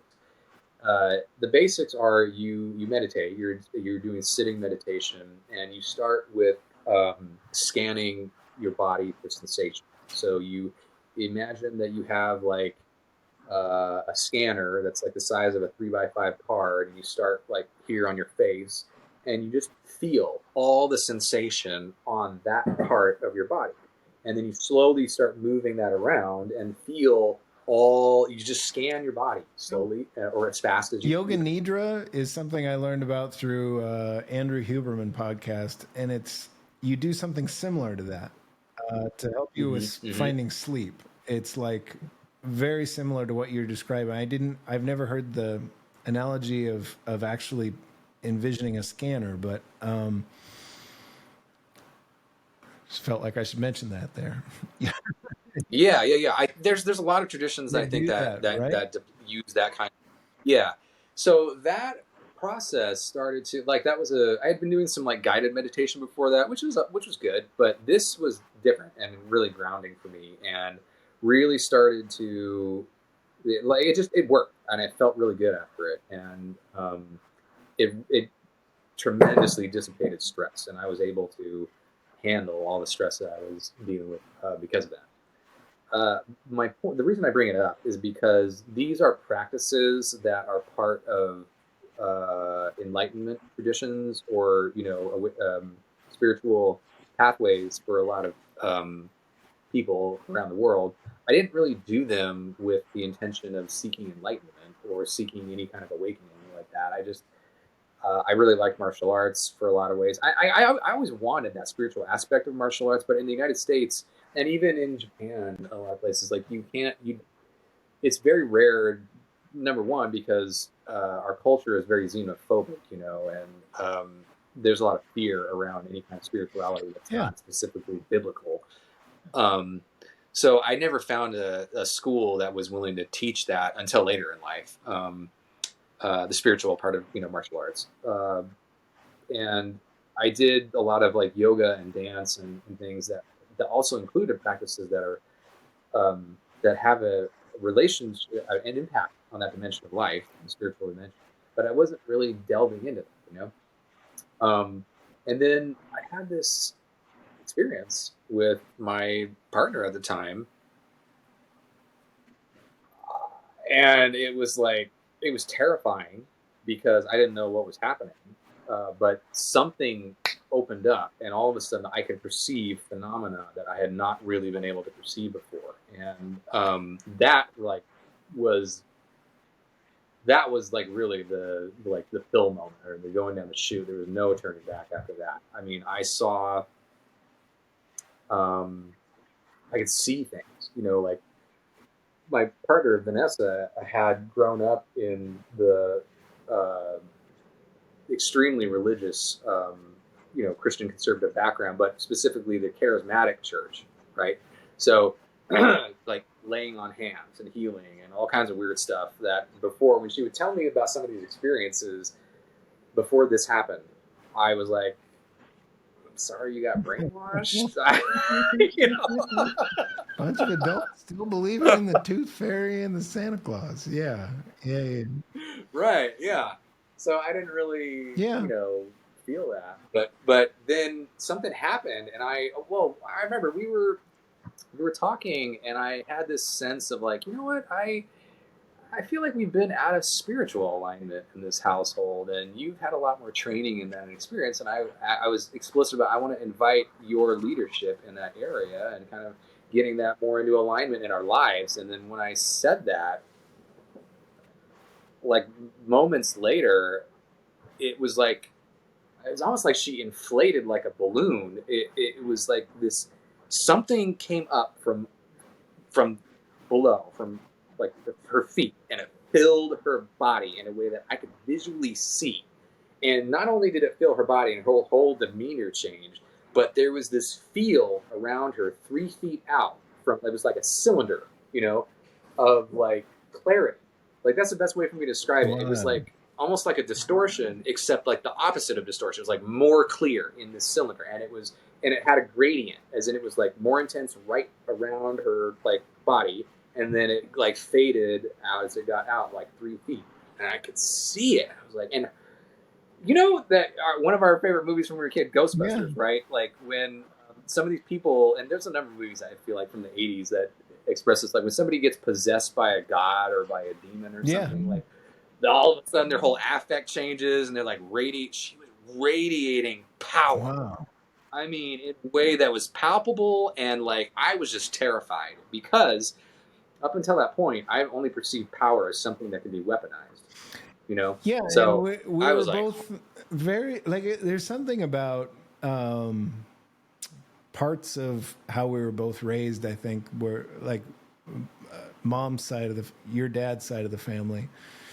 That's very just so logical, analytical, and deeply dialed into things political and the material aspects of life, right, and all these things where right, we're just so closed off. So I want to preface the experience you're describing. Now, I've always known you to be a deeply rational and very like clear thinker, and a thing like friends have given me feedback about in life is that I think too damn much. I'm just like, but that is us. Like that is totally like we sit right, and put us in a room, yeah, like we love thinking about shit.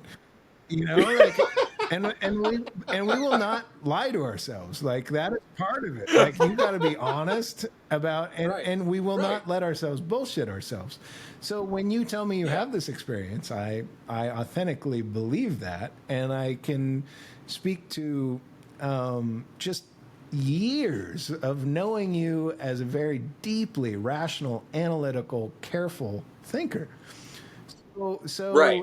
When I hear you describe that type of experience, now I have a question for you. Were you guys practicing Tantra or Kundalini of any kind? Okay. No. I mean, we had a robust sexual life. I'm so happy to hear that for you, Brandon. But that's beautiful and to be expected, sir. But it wasn't. But I didn't do like we didn't do like an energetic practice in that regard. But I think that there was something to the effect of what do you call it, like Shakti, where like a guru can transmit like awakening to a pupil directly, like through physical contact or like visual contact or sex. I'm still so novice in this. Honestly, I've been so closed off to this type of thought my entire life that I'm just so beginner. What you just described, like the terminology, I'm just now trying to study voraciously, because I no longer, when you look at the past and you look at all of these people, you realize we've lost something. We were, as a species, we were when we didn't have TikTok and all these things to look at and be distracted by, we were deeply, and also all the fundamentals that led to understanding things like quantum mechanics that enable this conversation right now, and modern computers and all that. Yeah. That's crossing the T. Yeah. Our ancestors built the damn thing that the top of the T sits on. That Right. worked. Right. They were brilliant. And when you just go back and reread those things, where you're like, oh, I am the guy from Idiocracy trying to listen to, like, that's when it, and to somebody who is trying to pass me a message in a bottle, just through stories told by the campfire. I mean, that is very powerful. And it means now I want to go back and study all of this and become as expert as I can in it. And I'm deeply interested in hearing, especially people that I have such a rich background with, where I know how careful you build your model of this universe, and how careful, and I know you won't bullshit yourself or me. So it's deeply interesting to hear that type of take, and how you, and in a nerdy engineering kind of way, like I kind of want to know if you were doing any of the stuff to align chakras and all of that stuff that would. Well, that's what I'm saying is like the martial arts, the meditation, the running. I've been in running for a long time, so all those things combined, I think, like prepared my body in the way that acolytes or monks or a lot of people do. But I wasn't doing it with that intention. Right? It's something I was doing to navigate life and enjoy it in the way that I wanted to, but without like that motive, or even like thinking that was a possibility. But everything else clicked into alignment to allow that to happen, and I had been prepared, I think, more for it. But also what I was getting at there is, like, I think her channeling energy and the Holy Spirit in the way that she was made, like, that triggered something to allow me to perceive it in a way that hadn't just happened like before. A light switch, just like boom, I can see stuff now that was not there. Yeah, exactly. It was like all of a sudden, and I had no grid for it. Like she had told me a little bit of some of these experiences, but I always I just discounted it and thought it was bullshit, and she knew that, so she never really got into a lot of detail with me about it until that point. And so I had no idea what was happening. It's like being drugged. If you don't know you're drugged, it's like, what the hell's happening? Yeah. Yeah, so that happened, and once that happened, I started. That was the beginning of like physical stuff. A lot of people that have an awakening experience, they report like the first year or two that they experience it. It's the energetic aspect is much more active. Anyway, just a lot of things started happening at that point. Fascinating, cool stuff that involved super esoteric. That was the beginning of like starting to reevaluate everything and have a different perspective about everything, and to perceive a whole lot of stuff that I didn't think was probably real before. Sure. Yeah. So to your question that you texted me before about like if I was going to try to define spirituality, like first my response is more like the Taoist perspective of like, it's a lot easier to say what it's not than what it is, because it's so huge, Yeah. And so, the Tao Te Ching talks a lot about like what Tao is not, rather than doing a lot of like what it is. That is a little easier and more authentic for me. But if I was to try to encapsulate it, I guess it's more like spirituality is like, I think for me it's the application of universal principles and concepts in particular contexts of life. And so there's this old saying you've probably heard of like religion or spirituality is like 5 blind men touching elements. And Brandon, one of them is touching. Sit a little closer to your mic.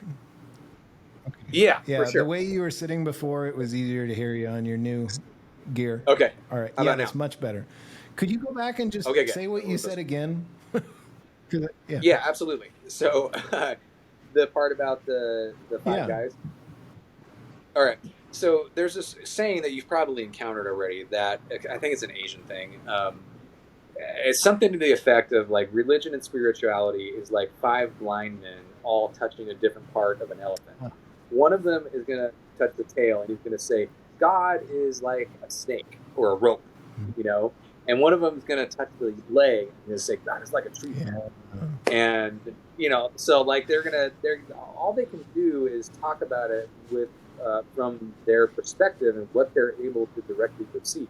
And that's really, I think, what any of us can do. Like we all have, as part of what's beautiful about all of us being unique is we all have a little bit different insight into it, or at least the possibility. Yeah, if we have any chance at all of seeing the elephant, it's by having these types of dialogues with each other and being really open to absorbing how the other, like I want to hear how you describe that tail so I can tell you how about the foot I'm feeling. And then we put those together. Yeah. So it's like you have to be open-minded and deeply respectful that everybody has a view that while might sound very different. Yeah, exactly. Is no less true. And then, you know? Yeah. Right, exactly. So Goggins, when he says like everybody, there's a message for everybody. I love that part of it too, and really, it's also, you know, dovetailing in with what we're talking about here. The journey that I've been on since all that started happening back in 2019 has kind of been like a rediscovery or a much deeper understanding of like what it is, what my path is, and it's a warrior path. And I still have this little bit of like hesitation saying that or calling it that in public because we live in a culture now that doesn't really, outside of like a really patriarchal Christian context, there's not a lot of embrace of that concept in our culture, like what it is to be a warrior, what it is to have spirituality tied up with that. It's not very well understood or embraced at all, and there's lots of great reasons for that, right? But that is deeply, it's in my bones, you know. It's like it's who I am. And it explains so much like why I've always been drawn to all that stuff. Even at a young age. So for me, I watch something like David Goggins, and when he talks about like who's going to carry the boats, like my kids joke about that because they like to compare Andrew Tate to me with David Goggins, and I'm like, kid, you have no idea what the difference is clearly. But when he says stuff like that, I know what he means, and like it deeply resonates about what does it mean to be a stand for something, and what does it mean to go above and beyond what you even thought you were capable of, because you are so committed to this. And I'm not sure where else I'm going with that. But, to comment on it, it's interesting. So I just found myself, I was in I went through a 3-week period where my daughter went overseas with her mom on vacation. And normally I'm full-time dad all the time, but I had 3 weeks where I was totally like a leaf on the wind. And I had a bunch of pretty radical experiences through that were wonderful. And one of the things I got drawn to was, you ever heard of Aubrey Marcus? You mentioned him briefly. No, I don't think I've heard him out. He was partners with Joe Rogan, built Neurotropics and supplement company called On It with Joe Rogan. Oh, I didn't realize Joe Rogan was a partner of that. Like I listened to some podcasts where he's plugging it all the time. I think he was a partner. Okay. He was a partner in it, I think. Oh, well, maybe he wasn't. I'm not sure. I could be misstating that. But they're friends, and Aubrey Marcus, I think, met Joe when Joe was really early in podcasting. This is like way Oh, okay. early. And he described ayahuasca experience. So he's a psychonaut, and he has a podcast. And as I'm trying to go through, like, I'm a sponge for all of this old, esoteric wisdom, and studying everything I can to quickly catch up with these brilliant ancestors of ours, I got drawn to this community. He is trying to build a community for spiritual warriors.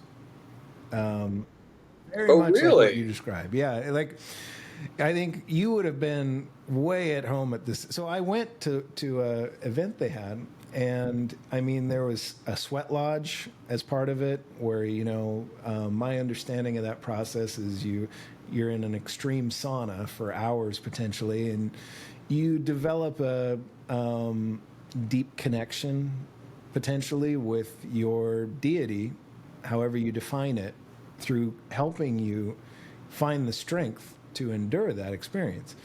That's really beautiful. Mm-hmm. And also, there was like one of his UFC buddies was there and taught boxing, like basic, form and how you stand and how you throw jabs and, punches, and how you Mm-hmm. pivot on your toe and all that from, having a UFC champion teach you that. Big, impressive dude, 6'4", built like, holy shit, this is a guy you don't mess with. Mm-hmm. It's funny because I would define myself as, like, in a spiritual sense, the polar opposite of what you described. As a spiritual warrior, Mm. I felt like in that group, my weapon is not my weapon is a warm smile and a hug, Mm-hmm. and like I don't have that desire to I don't know, to fight off the demons. I'd rather sit down and talk with them and figure out a way where we can just both love that. You know what I mean? like I don't Sure. know. Like, Yes. I Yeah. felt like very much I was in a group with people that the world needs that perspective. Like, I wouldn't say the way I do spirituality is better, or I would just say it's different. And the way I am forged means that whole, like, test yourself, put yourself through that sauna, go teach yourself to fight 100 different ways so you can defend the like there's um, a, a marksman thing that you could go do, and go, everybody learn to fire guns, and it felt like, I wasn't put off by it, and I think it's kind of beautiful. Oh, I watched kendo, like, with the bamboo swords, and Yeah. they Yeah. Yeah. taught a whole kendo course, and people were fighting kendo swords with each other, and it was kind of awesome. But I held it in my hand, and I was like, this is ridiculous. I am not this. And I knew it. Like, my Yeah. soul looked at this and goes, this does not belong in my hand. This is not what I'm here for. So, like, Right. it was, but I could tell that it was right for a different type of human. And it sounds like you're very Yeah. simpatico with that. Like, you would have fit right in with that crew, I think.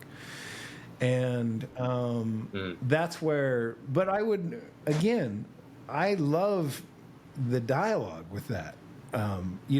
Like what I want to do is sit and have a conversation where we compare and contrast. And I love that I get the Yeah. opportunity. I feel like I'm getting that conversation with somebody who just looks at this you are looking at the other part of the elephant, you know? Well, I want to introduce a biological concept here that is relevant to this. Like, part of what's been flawed, and like the propaganda we've all been taught as children, there's now a very robust body of evidence is not true, is the the way that we were taught sort of Darwinian thinking, and that our world is made up of relationships of competition and survival Yeah. of the fittest. And in reality, if you go into a number of biomes, especially like a forest community, forests, there's a really robust body of evidence now that trees don't compete with each other mostly. Mostly trees and plants cooperate. And what that looks like is you have, they call them mother trees. I feel like that's pretty sexist, but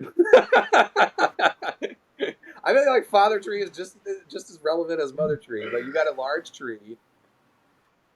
There's my kid making noises in the background. You got a large tree that has such a large canopy that it shades out everything around. Yeah. Right. So if little baby trees are going to grow, they have a damn hard time surviving. Except they are all interconnected in their root system. And they're connected not just with their roots directly touching each other, they're connected by intermediary symbiotic organisms, mycorrhizal fungus, okay, and other things like that.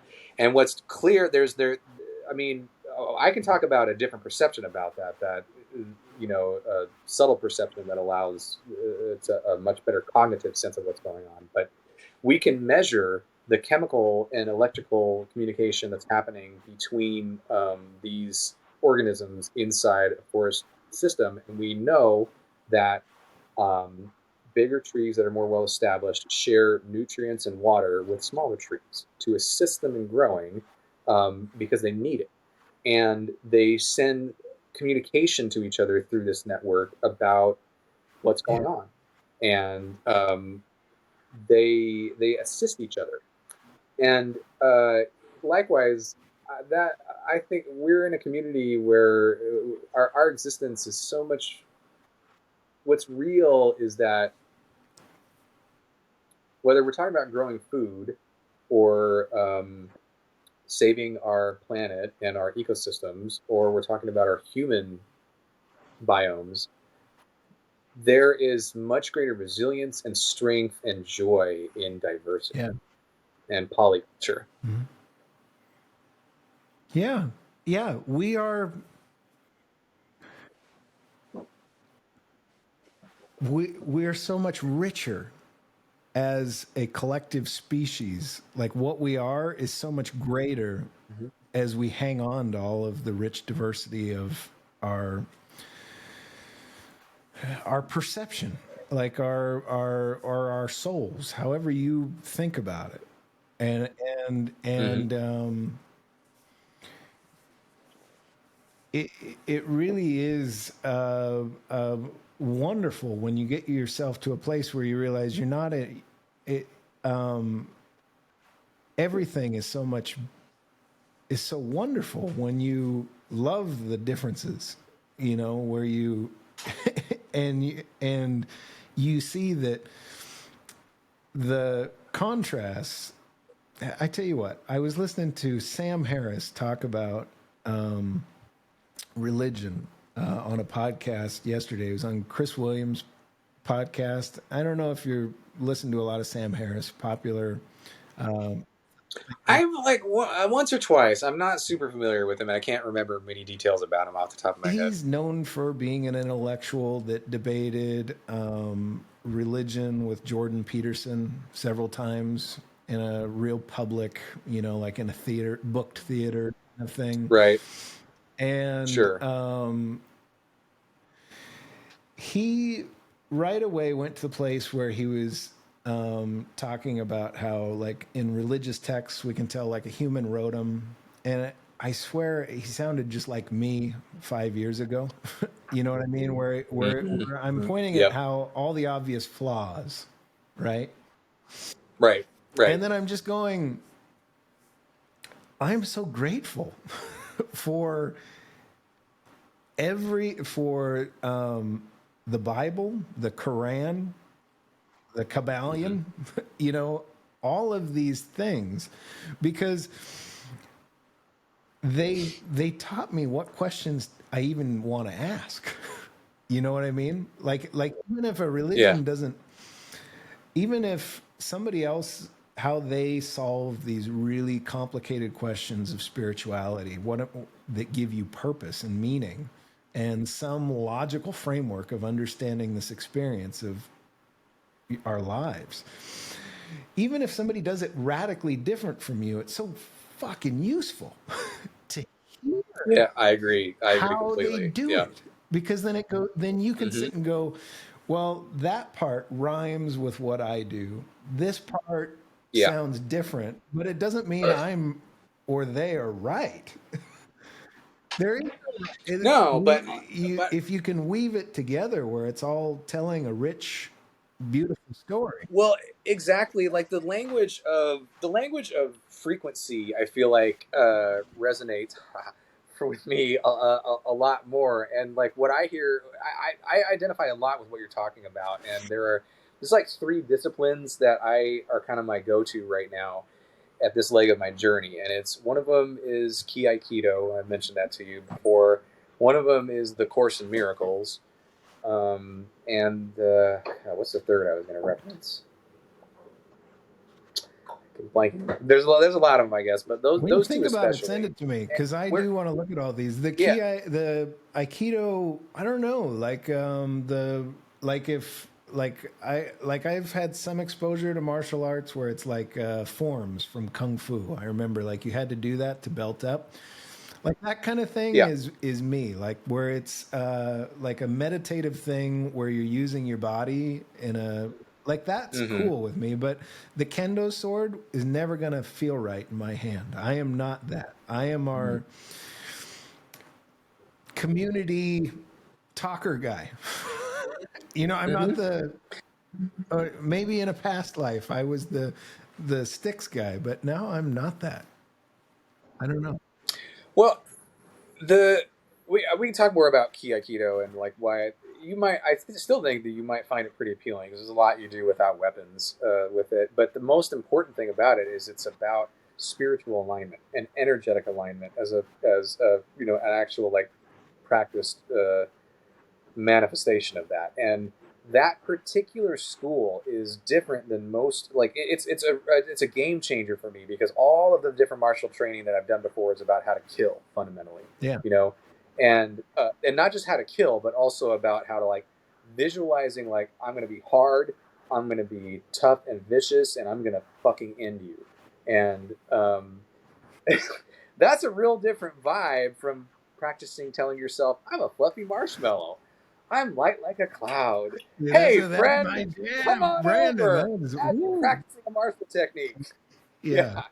So, like, having a completely different mentality while you're doing a technique, like a martial technique. This sounds right up my alley. It's game changing, man. Like,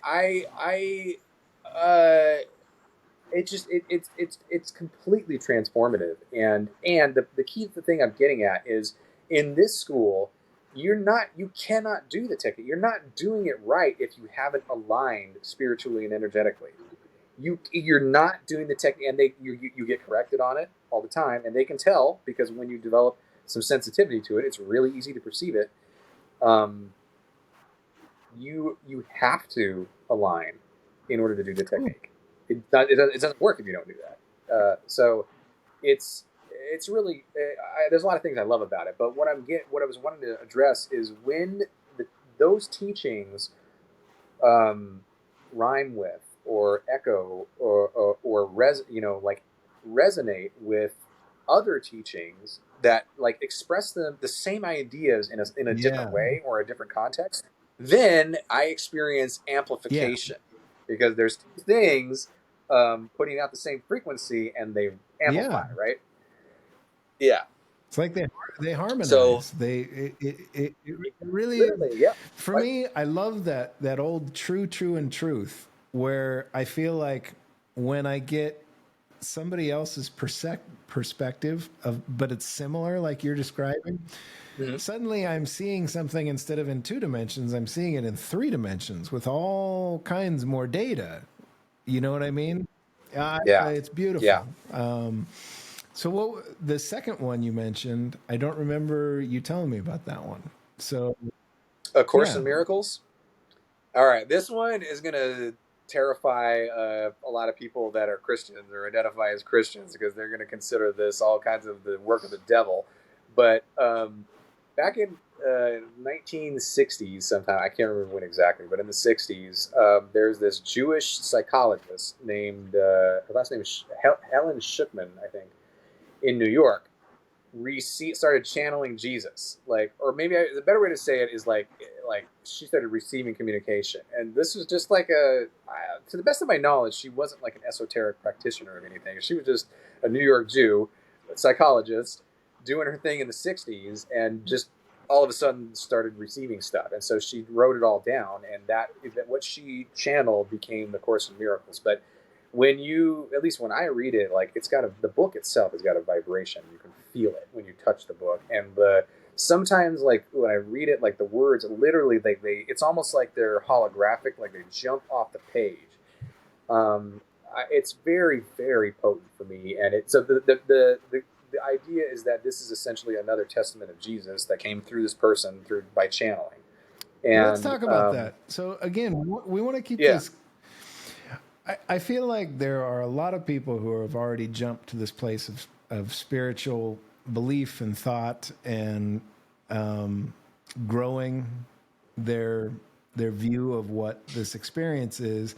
They're already there, and you can have that conversation about, but with the bulk of, like, a lot of people who I would love this to somehow get through to, you lost them right at channeling Jesus. Like, hard stop. Like what the fuck is that? Is where most people are. So okay, so before we get into any of that content, we really have to break that apart, because I don't want to lose the audience. I want there to be, or I want there to be some way to kind of perceptualize what we're talking. For me, I kind of have a model for what I think channeling is. What is yours? And then we can compare notes. Oh, what? Well, I'm not an let's expert. talk about, You know, like, you're an engineer. How does it work scientifically? we're antennas. As human beings, we are antennas, and we perceive things. Like, we know we perceive sound, we know we perceive light, we know we perceive vibration, like, physical vibration that can occur as sound, or it's like something you can tactilely feel. There are other energetic phenomena out there that we have the ability to perceive that we don't even have machines that can detect. And so, like, our body is a much more sensitive instrument in a lot of ways, in some aspects, than any of the technology that we know of right now, or at least that's in the public domain. And so I think I would describe it as, basically, it's just honing an ability of being an antenna to receive. So let's talk about that mechanically. Yeah. How do you tune the channel? Like, how do you think? Now, I can think of just meditative techniques of silencing. I think a powerful technique that probably a lot of people use who get to these types of places is they're just silencing their mind. Like, everybody's worried about that conversation at work today, or the thing their kid's doing they wish they'd stop, and they feel a responsibility to help them fix, and then they got in a fight with their teenage kid, and they think their teenage kid hates them, and you know what I mean? Like, we're all dealing with all of this noise. And meditation, I feel like you turn all of that noise off. That's the first step. Like, none of this is possible while your mind is, because I don't think anybody's really smarter or dumber. I mean, there are some probably genetic things that can affect just pure, like, what you're, and I don't even mean it in a compute sense, even a radio perception sense. If your mind is just so loaded up with Donald Trump, I have family that I deeply care about who will write paragraphs about this nonsense, this WWE character. And I'm like, I'm not wasting a moment's thought. It's a useful joke in this podcast for me is what that person is for me. So my mind is very Sure. silent. Like I really think that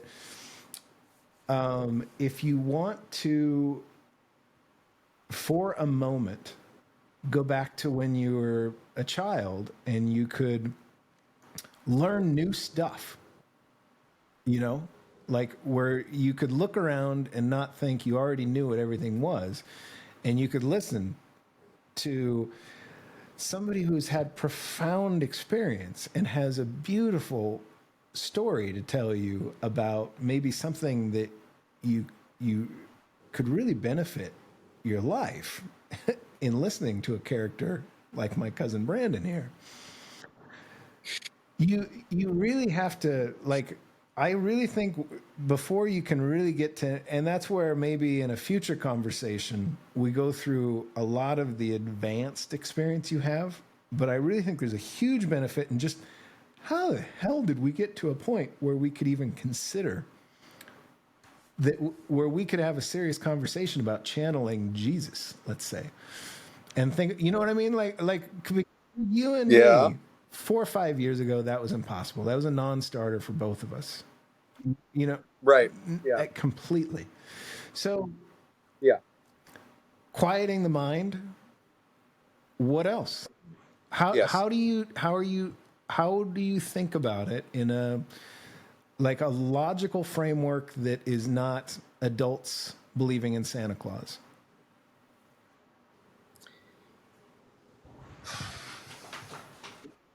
Well, I'll take one step back and then go forward with your question, and that's that I think there's both. Some people, I think, believe that, and some masters teach that, and actually this is, some masters teach and believe that there is no way to train it, or maybe a better way of saying it, that there's no way to sort of logically step by step your way through it. A lot of people believe that that it's intuitive, and that you have to approach it obliquely, and uh, a master almost has to trick a student into accessing those parts of their facilities or their capabilities without letting them know about it. Because if you do, your thinking mind gets in the way. So that's why I think a lot of martial arts teachers don't address energy work or esoteric stuff at all until you get very, very far advanced into those schools, because they just don't think that it's even possible or worthwhile to even try. Or But I don't know. is it also like you'd be stealing it from somebody because in telling them the answer, you rob them of ever believing, like, you know what I mean? Like, some things you have to experience to learn. Like, some things Yeah, you have to right. put together yourself, where, like, the master student situation you're describing, I would be worried that by talking about something and delivering my frame of it, I'd be robbing them of finding their unique frame of it. You know? Well, that's kind of, I think, the Zen perspective also, and the Taoist perspective. They don't, they teach through riddles. Yeah. Yeah. It's frustrating as hell when you're in a place where it's all nonsense. God, of course it just gets closed out. I really feel like And there's so what what Alan Watts has to say about the Zen. I fucking love me Alan Watts too. because he's such a Yeah. rascal. He's such a I like that he rascal, uses that and he's word. full. Yeah. Yeah, exactly. He's full of laughter, and he really appreciates the humor of all of it. And that's also an aspect of this that's deeply resonant with me and you too. But other people I know, like, they get frustrated with me for laughing so much. It's so wonderful. We can't. I agree. And if you're taking this too seriously, none of it's gonna fucking stick. Oh yeah, it's pretty hard, like right? So anyway, so there's a whole school of thought. There's a whole school of thought that you can only approach this intuitively, right? You can't really think your way through it. But I think that's only true for some people. I think there's a lot of people that you can be very intentional about it. And so this is another something super related that I wanted to bring up, and that's the trauma informed understanding of what we're talking about. Have you read the book "The Body Keeps the No. Score"? Oh, I highly, highly, Body keeps highly the score. recommend that. Okay. Yeah, now that's a real heavy book, and I could only listen. I mostly just listen to audiobooks. I don't read very much anymore, so I don't have time. But Same.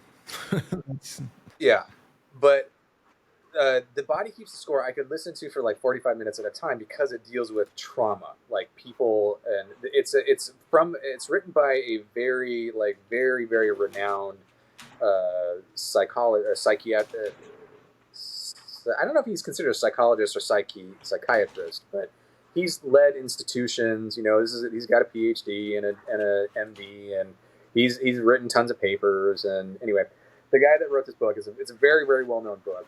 It deals with a lot of heavy stuff about people with experience of trauma, but the most valuable thing that I got out of it is he describes all these different methodologies for treating trauma, and how some things work better with some people and other things work better with other people. And there's a couple of technologies out there now and treatment methodologies. One of them is EMDR, and involves like eye movement stuff. And there's a few of them out there that involve training the mind to get into different brainwave states. Yeah. You know, like alpha and theta and delta and all that through visual interface with like a screen. Yeah. You know, yeah, you're Well, familiar. So you're familiar with that this, technology. but I do. I think so. My model for all this, all of it, is very much frequency and vibration and all that, and Yeah. so brainwave state I think is huge. I think, Yeah. So psychedelic experience, dreams, lucid dreams, Right. all of these things, Yes. I think are. It makes sense to me that there are therapies that target specific brainwave patterns, and then through. I really think suggestion, power of suggestion, and hypnosis. Very powerful. Yeah, I really think that's like the APIs for our consciousness. What does that mean? So in software, you have like an application programmer's interface. So if I'm a coder and I use software engineering all over in my spirituality, which is kind of a crazy thing. I gotta do this. I noticed. State copy, of course. It's my background, and that's cool. It's actually really software engineering is awesome for this because it is we use abstractions and we model complex information and systems. So I kind of forgot where I was going with it in this context, but training brainwaves. Well, if you were to think of yourself, so my model for all of this, did you check out that Clee Irwin? Is it really rhyming with that? Emergent sort of collective consciousness. And I really feel like in a waking state, so the patterns of the mind that we measure when we're awake, I think is sort of like a necessary segmented consciousness in order to develop unique perception. So in order for a big collective consciousness to be able to perceive the elephant, it intentionally segments its consciousness.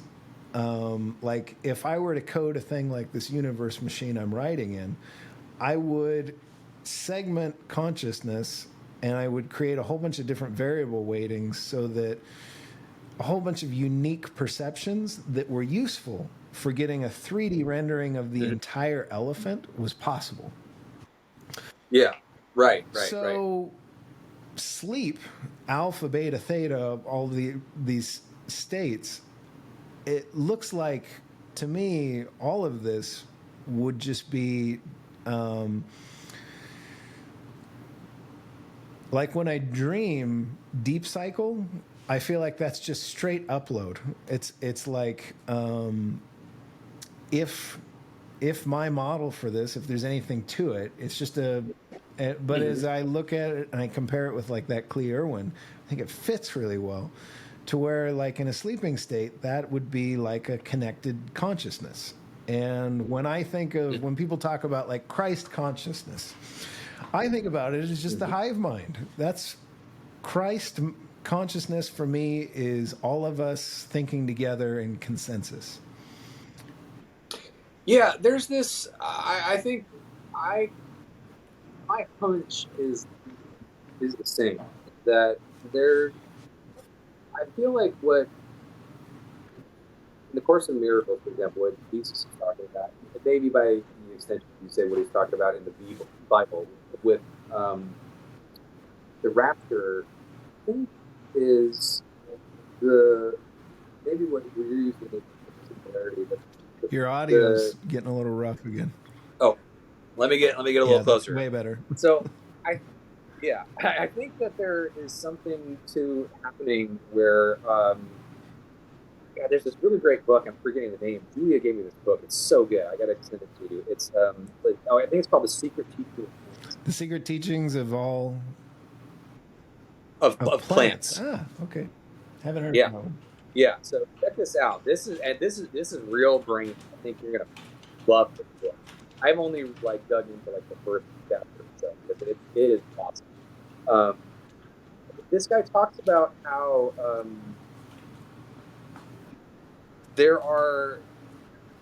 that life follows these patterns where systems become. I'm not going to do it very well justice right now. It's been a while since I read it, but it's something to the effect of that. There are systems and there are individuals, let's call them, within the system that slowly become more and more synchronized, and as they become more synchronized and operating together, they eventually something happens where they're all moving the same way and operating together, and these emergent properties start to happen that didn't exist before when they're all operating as individuals. I agree. I think that that's what we're seeing. And then a lot of people like that talk about. There are some people anyway that talk about contact with interdimensional beings that are us, supposedly from the future, that are existing as like a organism. But back to your point about what is it? What is you said again? Like what is channeling? Yeah. Like what you asked me about how I would define that and like build a bridge to the people that are immediately turned off when I say channeling Jesus. Yeah. So plants have let's talk about plants.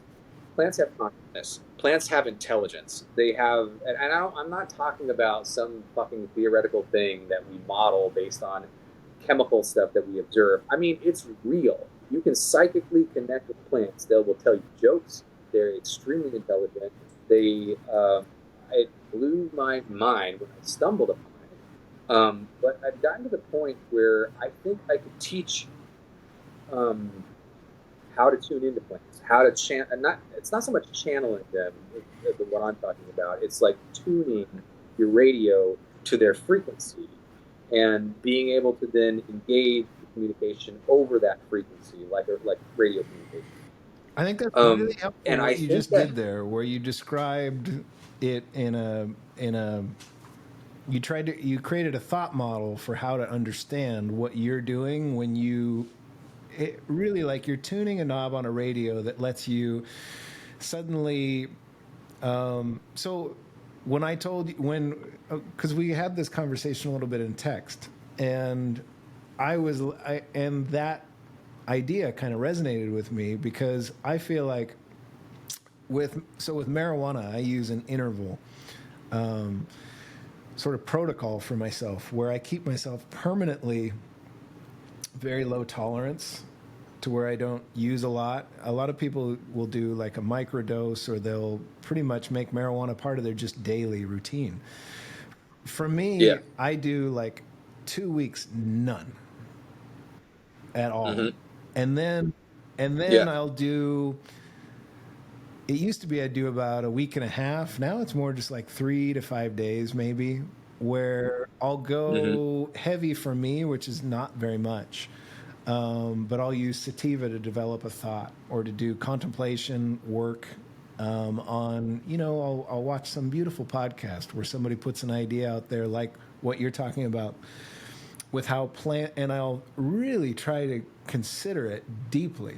And with marijuana in my system, it's almost like I'm a different person. I feel like, oh yeah, 100%. And I don't know, and that Carlos cast. Well, I just want to describe this so I can ask you if it's at all similar to what you think you're doing. Because for me, it's like I can think very deeply about something and build a logical framework for it that I think would not be laughed at by like a scientific or academic community. I mean, it might be laughed at because I'm such a novice, but not because I'm too crystals, hippy dippy. You know what I mean? Right. Yeah. Then I can, with intention, go back and analyze that same idea with THC in my system, and I can go through forking potential of creativity around it, and I can laugh at myself. It's almost like when you said the sense of humor, it's definitely there. You can like I will explore a thought I had when I was in a completely sober, well-fasted state, and I just fucking laugh at myself for how serious I'm being. And weed gives you that, and it is like, I feel like that Mary Jane is just the funniest person in the world who just is so good at letting you poke fun at yourself a little bit, that. Yeah. Speaking of, let's see if this vape is charged enough for me working. Well, we're at the 2-hour mark, so I'm trying to keep these at around 2-ish. So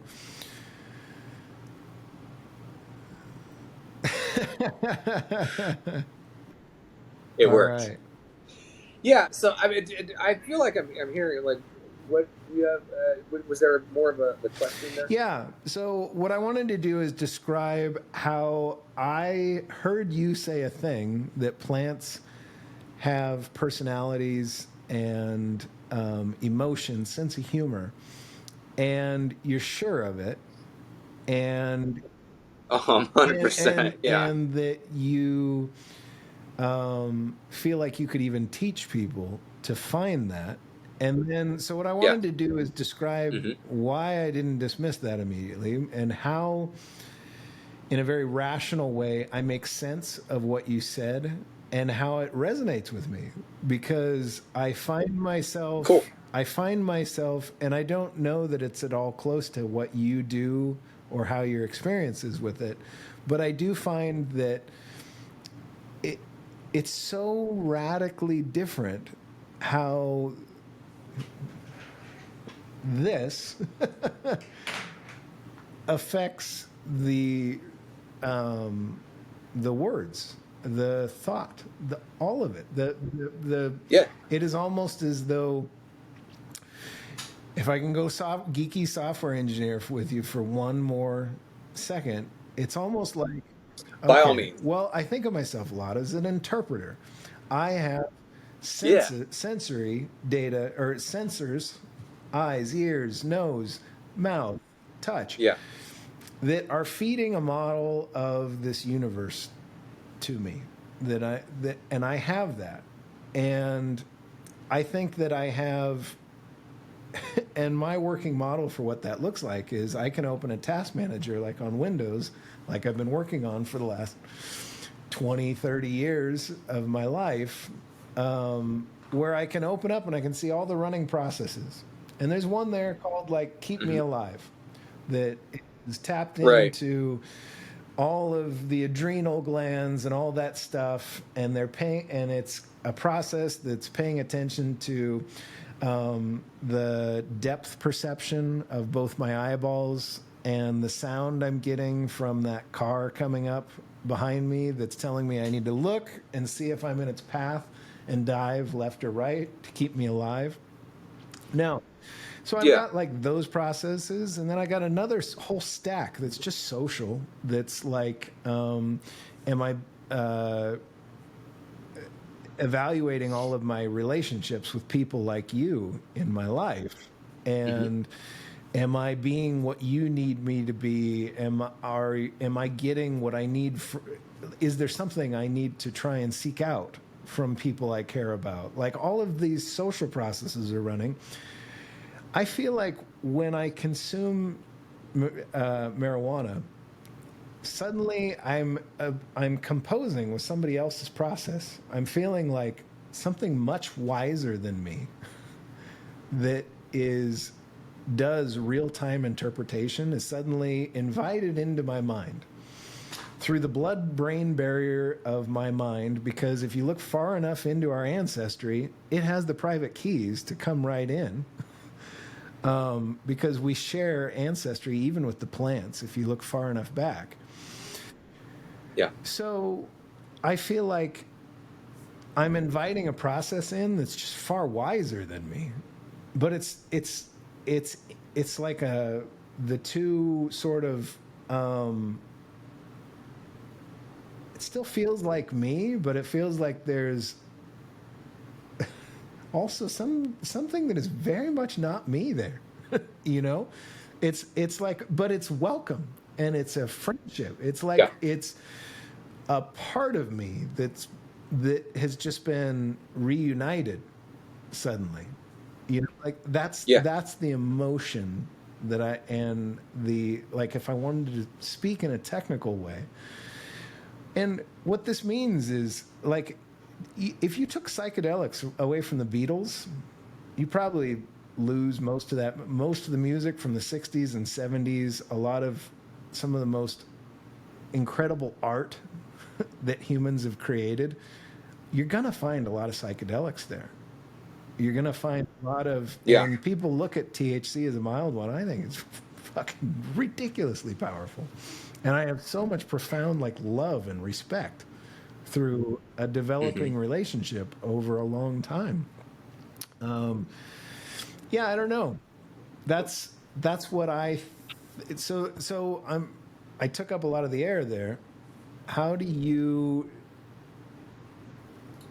describe technically your knowledge of this consciousness in plants that you've tapped into? Well, what I hear, first of all, when you describe what you're talking about, is a lot more of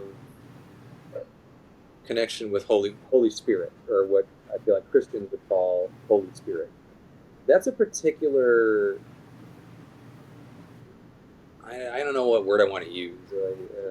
Entity doesn't really do it justice, but it's a particular being that's intelligent, that is connected with all of us and is inside of us, and we welcome it in, and we co-create with it when we're tuned in with it, when we're open to it. In the same way of like if you're doing, let's say, a group project and you're collaborating with somebody, it's similar. I feel.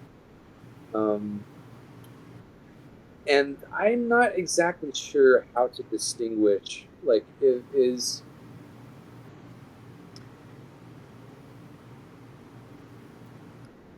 in the Course in Miracles, Jesus would describe a miracle as something that happens between two. It's not something that happens like between people and God. It's something that actually happens between people, but it's facilitated by the Holy Spirit almost as a medium.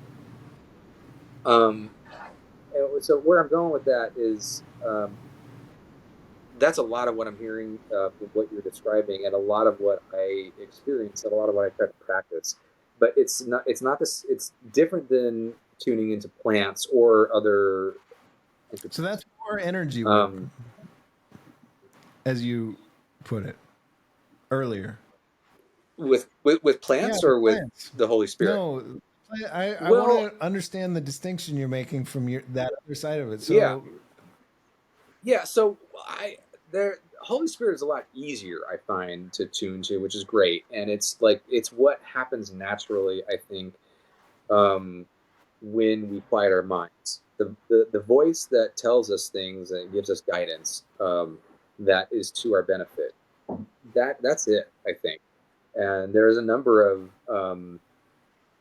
uh, disciplines in the monotheistic religions that talk about that. Um, when I tune to plants, it's a very, very intuitive process for me right now. As in, like, it's something that it's hard for me to put into words because I just do it, and it's a feeling kind of thing. Like I kind of feel my way into it. It's hard to describe, and it is way easier facilitated when I'm using a psychedelic to enhance my perception. Um, so that's one thing to acknowledge about it. But even without it, it's still quite possible. It's easier that way. When you quiet your mind, when I quiet my mind, I can. The same thing that allows me to feel ki or chi or prana, or whatever you want to call it, or my personal aura, and allow energy to flow up through me. That same kind of process allows me to feel the energy of other entities. So if I'm practicing energy work and I can feel energy, I can stand near a tree, and I find plants are kind of like animals in terms of, there's a certain kind of consciousness that you perceive when you interact with like a dog or a mouse or something small, and its brain is small. Its interaction, it may be intelligent. Like dogs can be quite intelligent, but it's not the same as like people, or maybe even like monkey, like apes, right?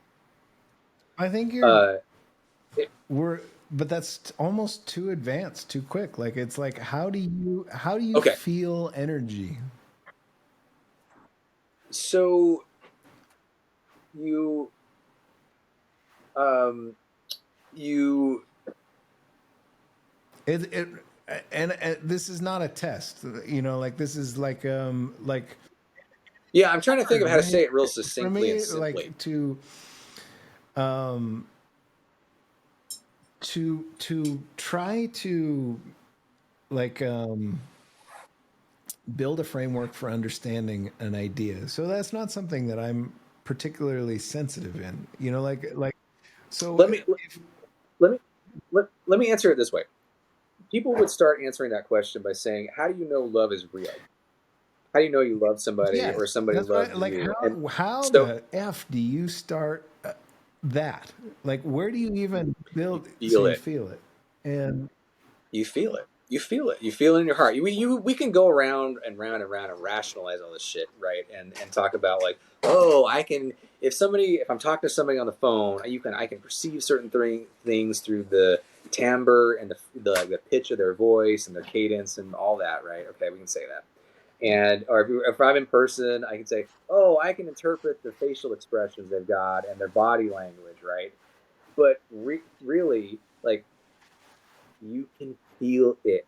And like if any person it tells you that they have a difficult time knowing whether or not they love something or they know what love is, and they're I think I would say let's say they're within 2 or 3 standard deviations in the bell curve, right? Like they're a normal human being. Um, if they're having difficulty picking up on that, it's because they're closed to it intentionally. Most people I talk to, they even if they're atheists or don't believe in anything super weird or esoteric, we can share an acknowledgement of what love is, and that it's a real thing, and that you feel it. And if we go deep, just a little bit deeper into that, we can acknowledge that like it's something that is beyond auditory perception. It's something that's beyond visual perception or taste or any of that. You feel, so how do you feel it? We can talk about different parts of the body, like in your heart or the fascia or the bones or whatever. There's different theories for like what material mechanistic way we perceive that, but I don't think that's as important as acknowledging that you can feel it, and that what you start to pay attention to is the feeling, the experience of feeling love, let's say. That's a great beginning. Yeah. And energy, yeah. All right. So this is me probably getting a little bit of guidance here that would help me to answer your question in an articulate way. You're doing a great job, by the way. I asked you a fucking hard question. Yeah. Well, it's something I've thought actually a lot about, but it's been a while. So I think that there is pretty broad agreement or strong agreement between the teachings of Jesus, let's say, and Aikido, or teachings about Ki in the Asian tradition, whether that's Chinese or Japanese. And the same, we could also maybe address, like, there's a lot of similarities between the teachings of Buddha and Jesus. The Asian traditions and the Ki teachings tend to focus a little bit more on certain aspects of, let's call it, the Holy Spirit. Jesus tends to focus more specifically on love, and whereas the others maybe focus a little more on, you might call it, compassion. It's the same. It's two different kind of faces of the same thing. So I think that when people are talking about you doing energy work, they're really talking about different ways of working with the Holy Spirit and our own energy. They're talking about it kind of in different ways, and they're kind of focusing on different aspects of the elephant. But it's very, at a fundamental level, I think, a similar thing. When love is, I think, one of the easiest and best pathways to access all of that, because we're probably the most familiar with it. It's one of the things we still kind of allow for the existence of in this culture, and allow it to be more than a materialistic definition. Isn't that beautiful? In this area where all the joy has been squished right. Like we're so sure there's no magic, but we still let ourselves have that one thread that is, but love's real, and love's magic. That's spectacular, I think. And it says a lot. I could go on a big, long, nerdy tangent about the computers. I don't want to interrupt. I want to get back to what you said, but your thought. So, love in the Western religions, as described, I derailed us. I apologize, Brandon. We have to stop. I'm out of time. That's all right. I'm out of time too, so it's a great time to pause. Let's stop on love. That's spectacular. And I agree. Beautiful conversation, man. Thanks for doing this with me. Really. Likewise. Awesome. I'm looking forward to the next one. Yeah. So I tell you what I'll do. Right now, I'm going to say goodbye to all our wonderful viewers and listeners. Thank you so much for tuning in to the State Copy Podcast with this fantastic human being here, Brandon Hemenway. We're going to end the show here. Now it's coming around, you're feeling cut down, and then the